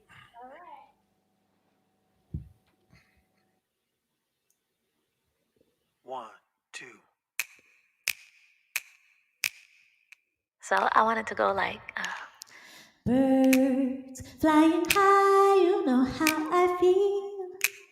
Sun in the sky, you know how I feel. Breeze drifting by, you know how I feel. It's a new dawn, it's a new day, it's a new life. Feel me, feel me. For me, yeah, yeah, yeah, yeah. For me, yeah, yeah, yeah, yeah. For me, yeah, yeah, for me. For me, yeah, yeah, yeah, yeah. For me, yeah, yeah, yeah, yeah. For me, yeah, yeah, for me. Birds flying high, you know how I feel. Sun in the sky, you know how I feel. Breeze drifting by, you know how I feel. It's a new dawn, it's a new day, it's a new life. For me, yeah, yeah, yeah, yeah. For me, yeah, yeah, yeah, yeah. For me, yeah, yeah. For me, for me, yeah, yeah, yeah, yeah. For me, yeah, yeah, for me, for me. Fish in the sea, you know how I feel. River running free, you know how I feel. Blossom on the tree, you know how I feel. It's a new dawn, it's a new day, it's a new life. For me, yeah, yeah, yeah, yeah. For me, yeah, yeah. For me, yeah, yeah, for me. For me, yeah, yeah, yeah, yeah. For me, for me, yeah. Dragonfly out in the sun, you know what I mean. Butterflies are having fun, you know what I mean.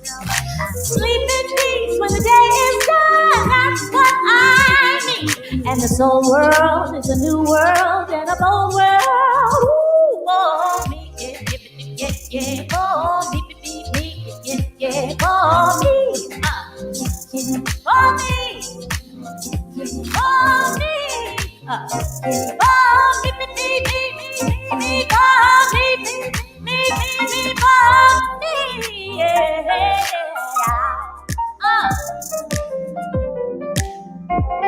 UK to LA. If you're feeling good, everybody should be clapping your hands right now. Clap your hands, stomp your feet. Clap your hands, stomp your feet. If you're feeling good and sweet. Hey, that's what freedom is to me. Hey, that's what freedom is to me. Hey, listen. Stars, when you shine, you know how I feel. Scent of the pine, you know how I feel. Freedom is mine, that's how I feel. It's a new dawn, it's a new day, it's a new life. For me, yeah, yeah, for me, yeah, yeah. For me, for me, for me, for me, for me, for me, yeah. And I'm feeling good, feeling good. I'm feeling so good. I'm feeling so good. Oh, oh, oh, oh. It's a new dawn, it's a new day, it's a new life. Oh, me.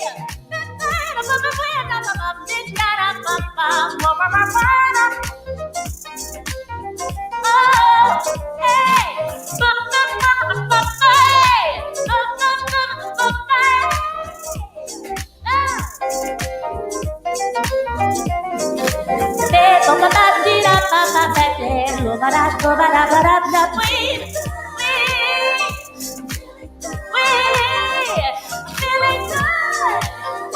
I'm feeling good. I'm feeling good. So it's a new dawn. It's a new day. It's a new life for me. Feeling so good from the top of my head down to the bottom of my feet. In the tips of my fingers, I'm feeling good.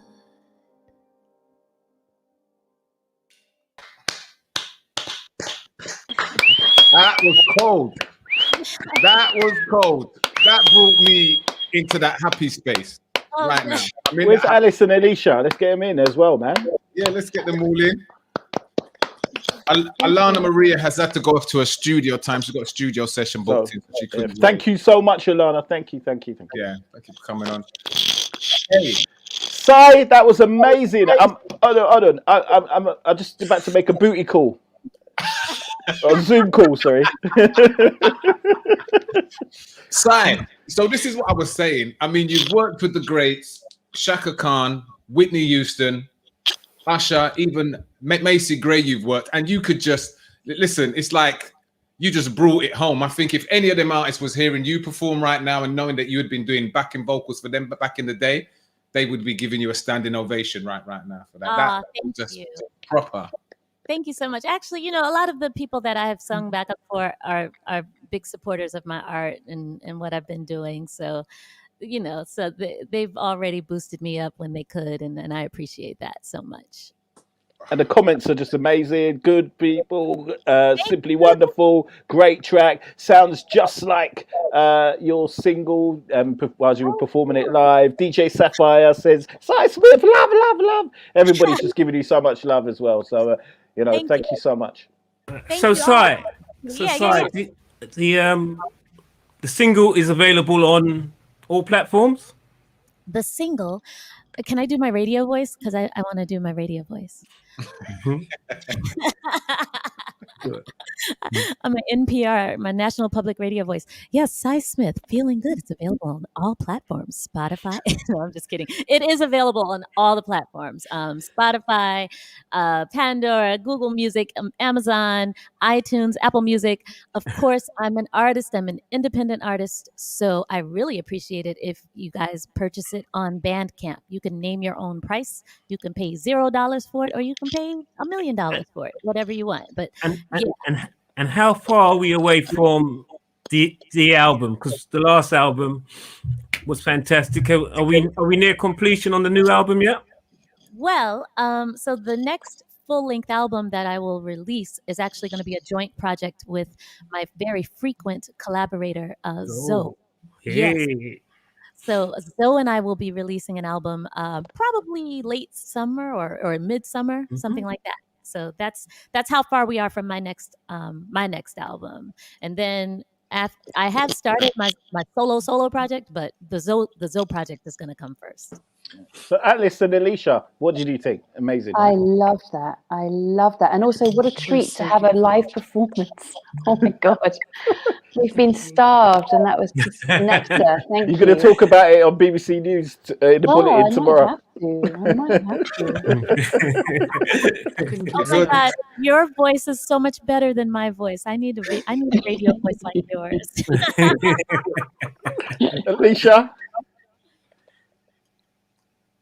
Alicia, can you hear? Yes. Yeah. What did you think of that performance? Can you hear me? Yeah, we can hear you. It was beautiful. I couldn't sit still. It's such a feel-good tune that you can't stay still. Impossible. Thank you. Thank you so much. Both of you ladies. Thank you. Thank you very much, Sai. Thank you for coming on. Please don't be a stranger. Anything you want from us guys over here, we'll be happy to give you as much love as possible. We're giving your single as much love as possible. There's a load of DJs who follow us here that are playing your track, and they're continually pumping it out. So it's not only us.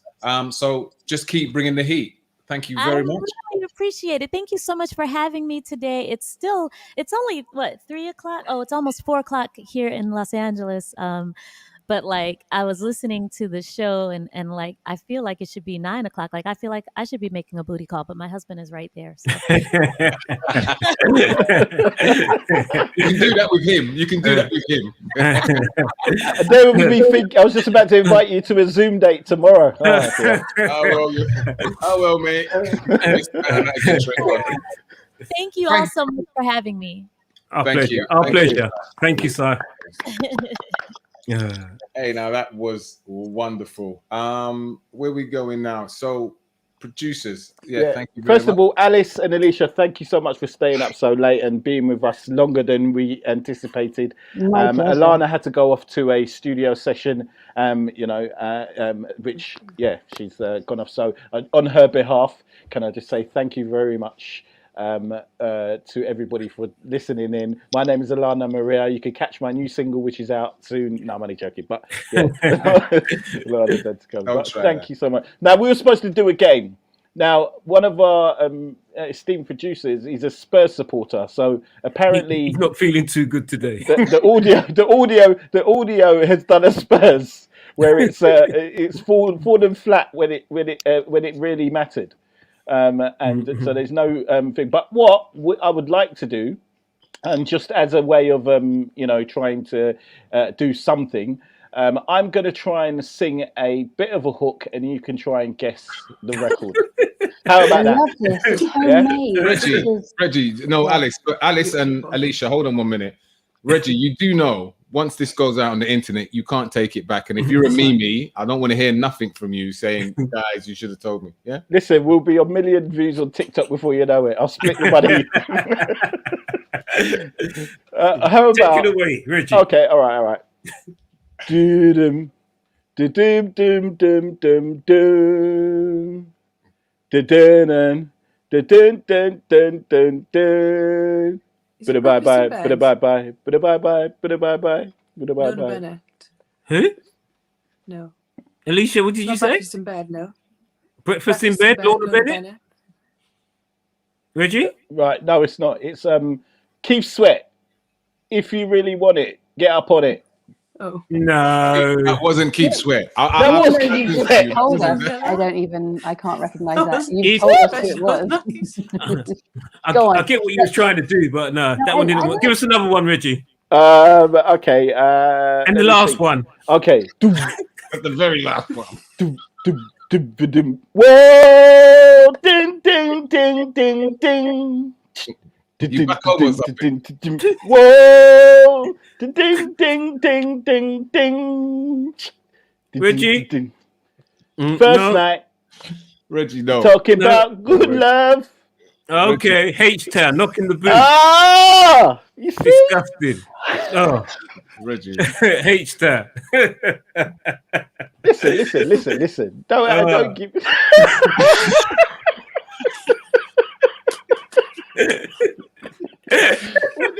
Listen, I'm trying to save the producer here. I'm trying to save the show here. It's a valiant effort. I like that, Reggie. Good for you. That's cool. You see, Alice, you do TV, and you got to adapt to when things go wrong. Absolutely, that is brave of you. We've got Alicia here who does this professionally, exactly. And there you're with your doo-doo. I think I might have lost my job to Reggie now. Oh, of course not. Of course not. No way.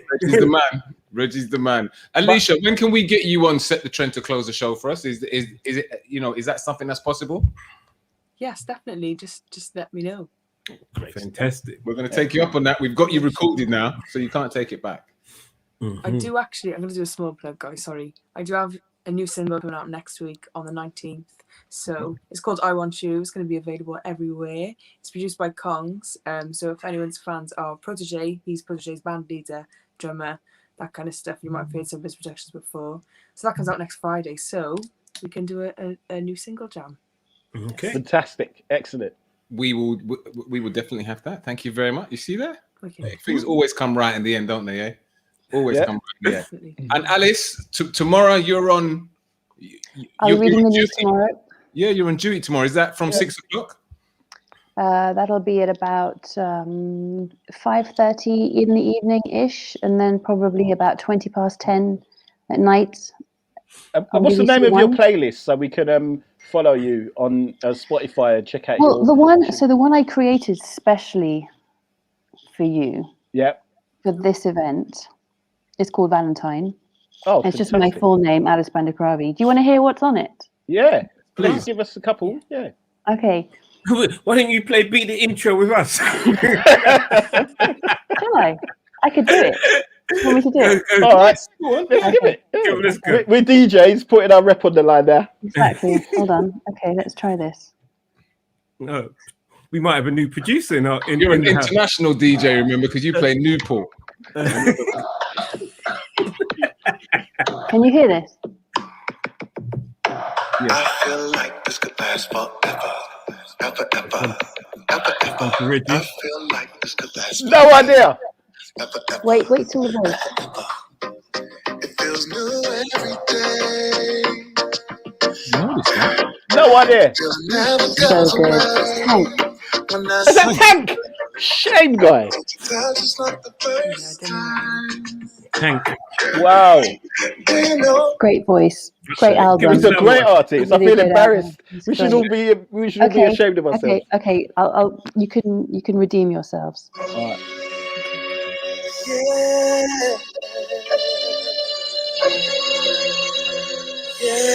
Richie, Shazam it.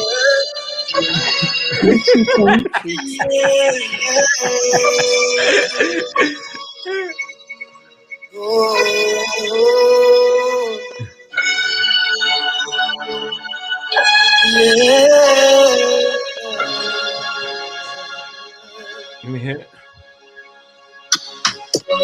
Sometimes at night I cannot sleep.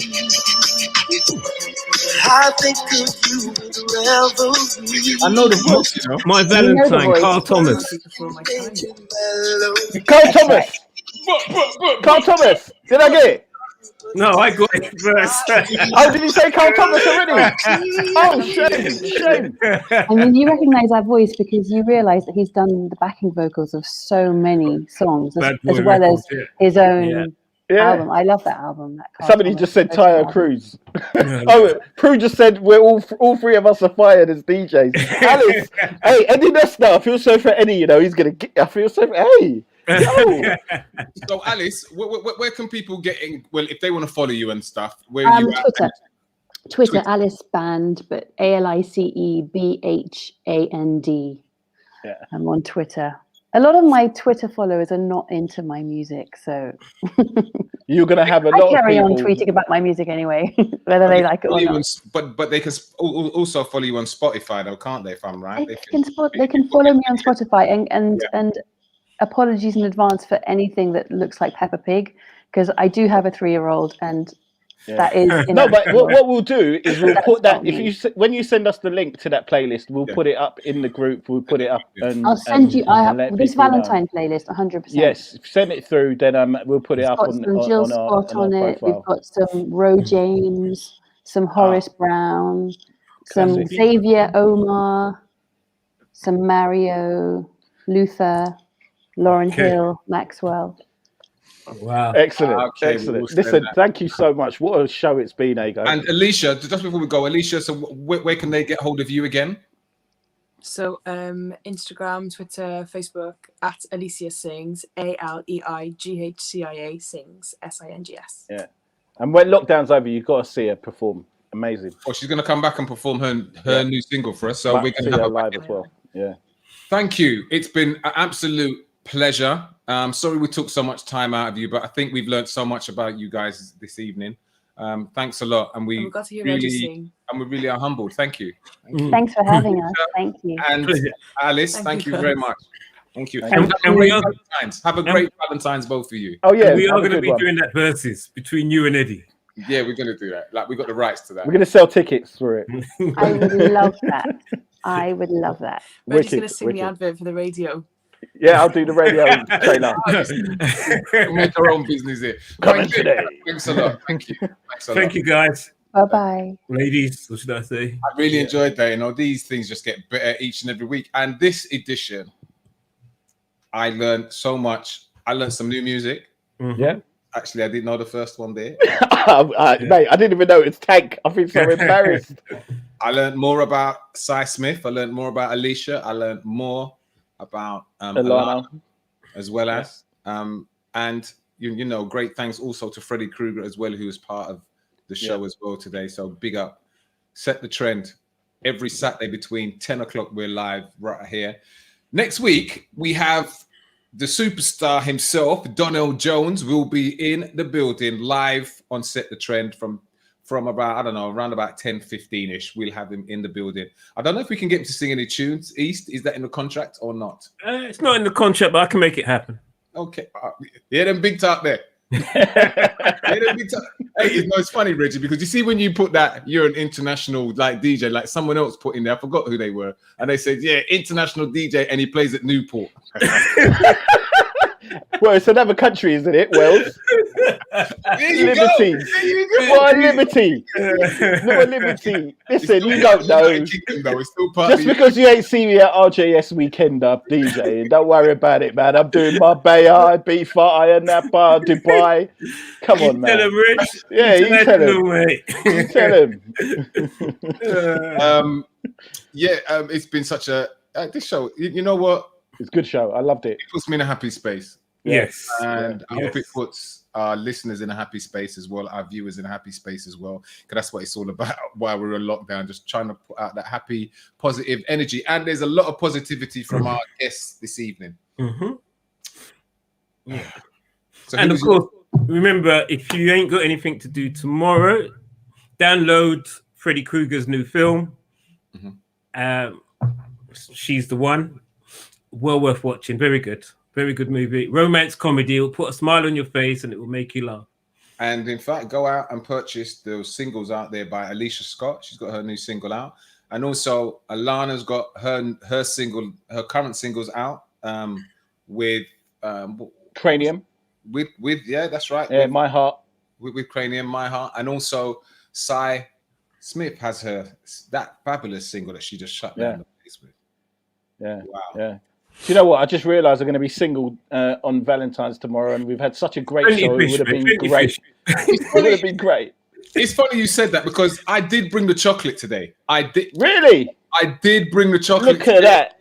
Look at that. It gets. You get me? So I will be going into my dairy milk as we finish. How about that? No. How are you going to be delivering it? You're going to be delivering it from a helicopter and turning up at some lucky lady's house. Just like the milk tray man. This is dairy milk for me. The milk tray man. So, ladies, look out for a special delivery by Super Ray. And on that note, it was a fabulous show. Trayvon.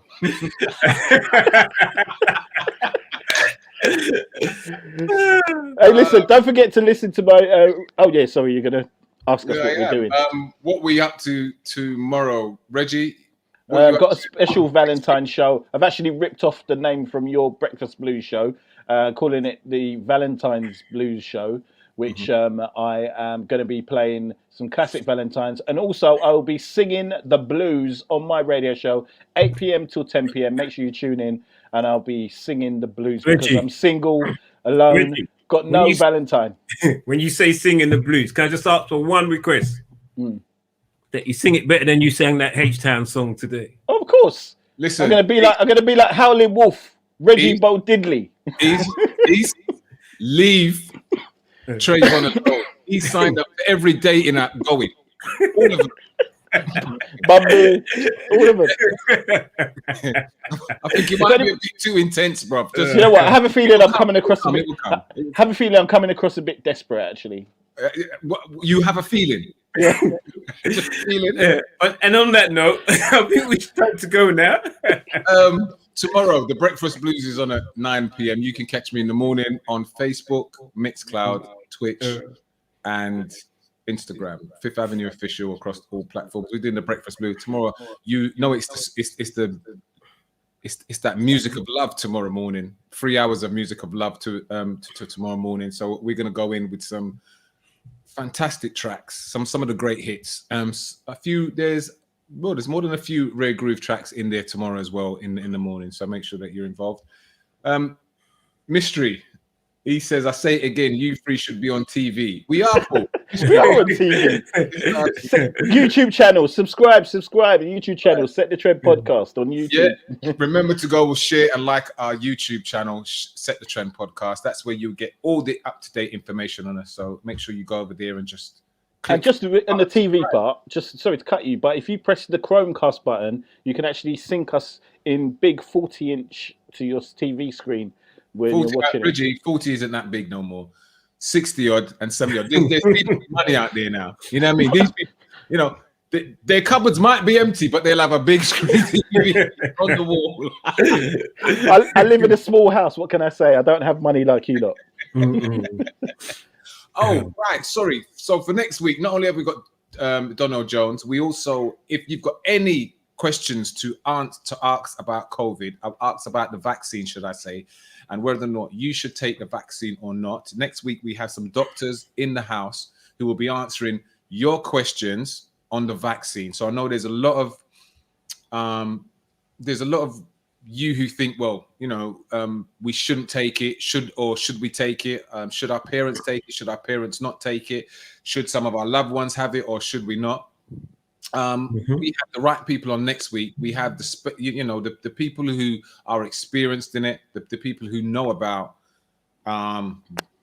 They know a little bit about. Well, some of them also know about death, and they also know about how Black and ethnic minorities are experiencing death when it comes to COVID, and whether or not they may suggest whether or not this vaccine is for you. Can I just say, we're not going to tell anybody to take it.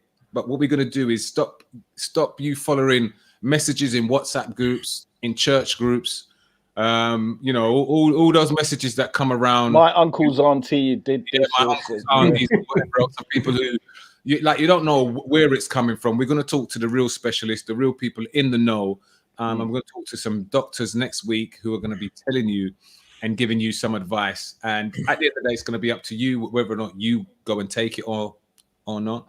I know my views on it.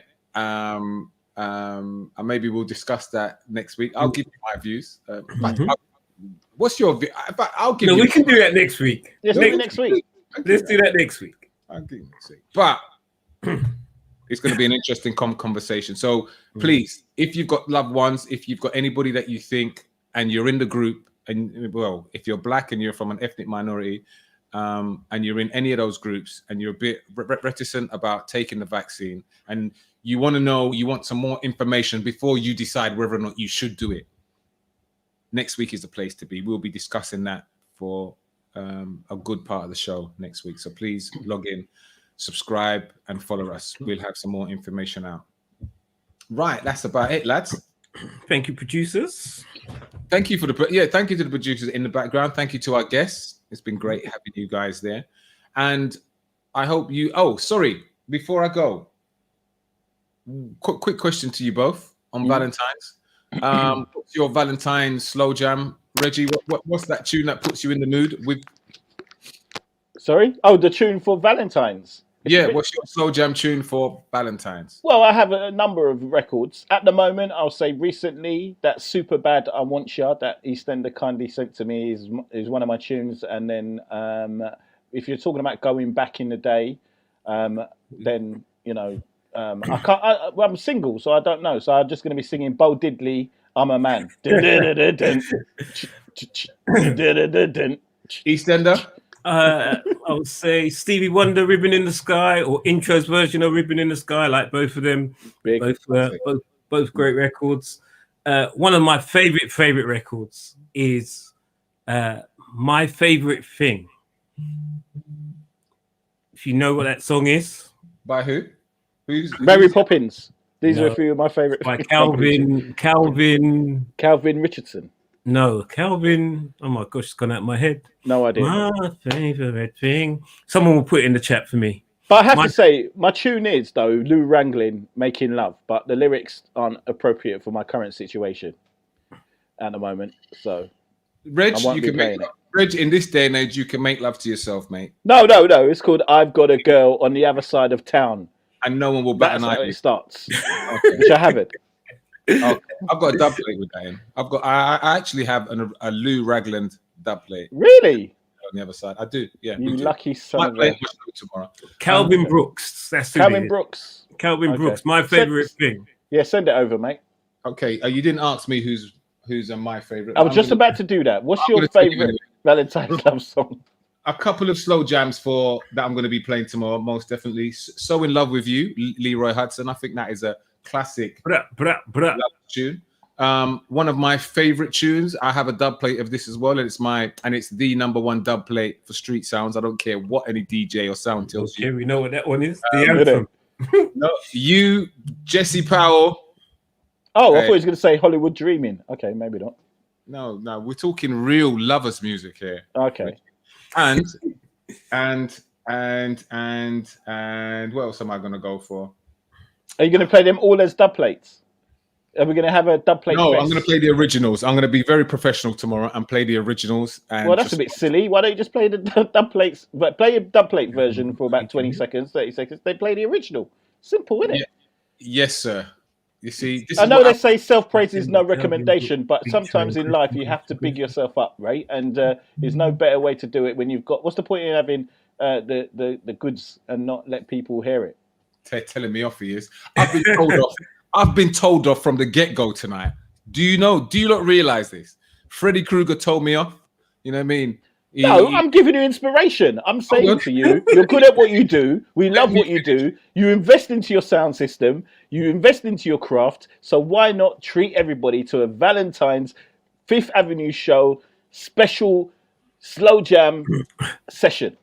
Let me finish. All right. Freddy Krueger told me off. He said, light-skinned guys are out. He don't know how much that's put me under depression.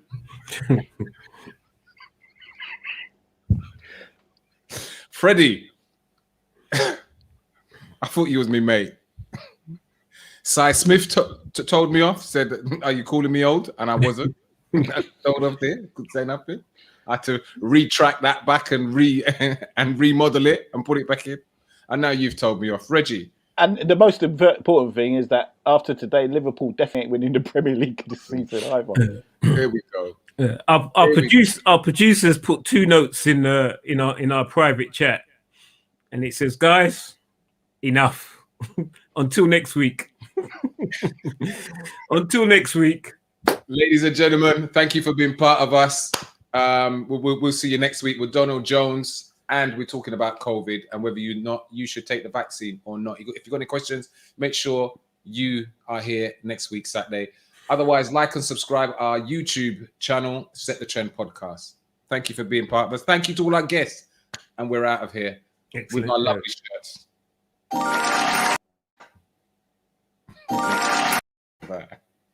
Hey. Hi.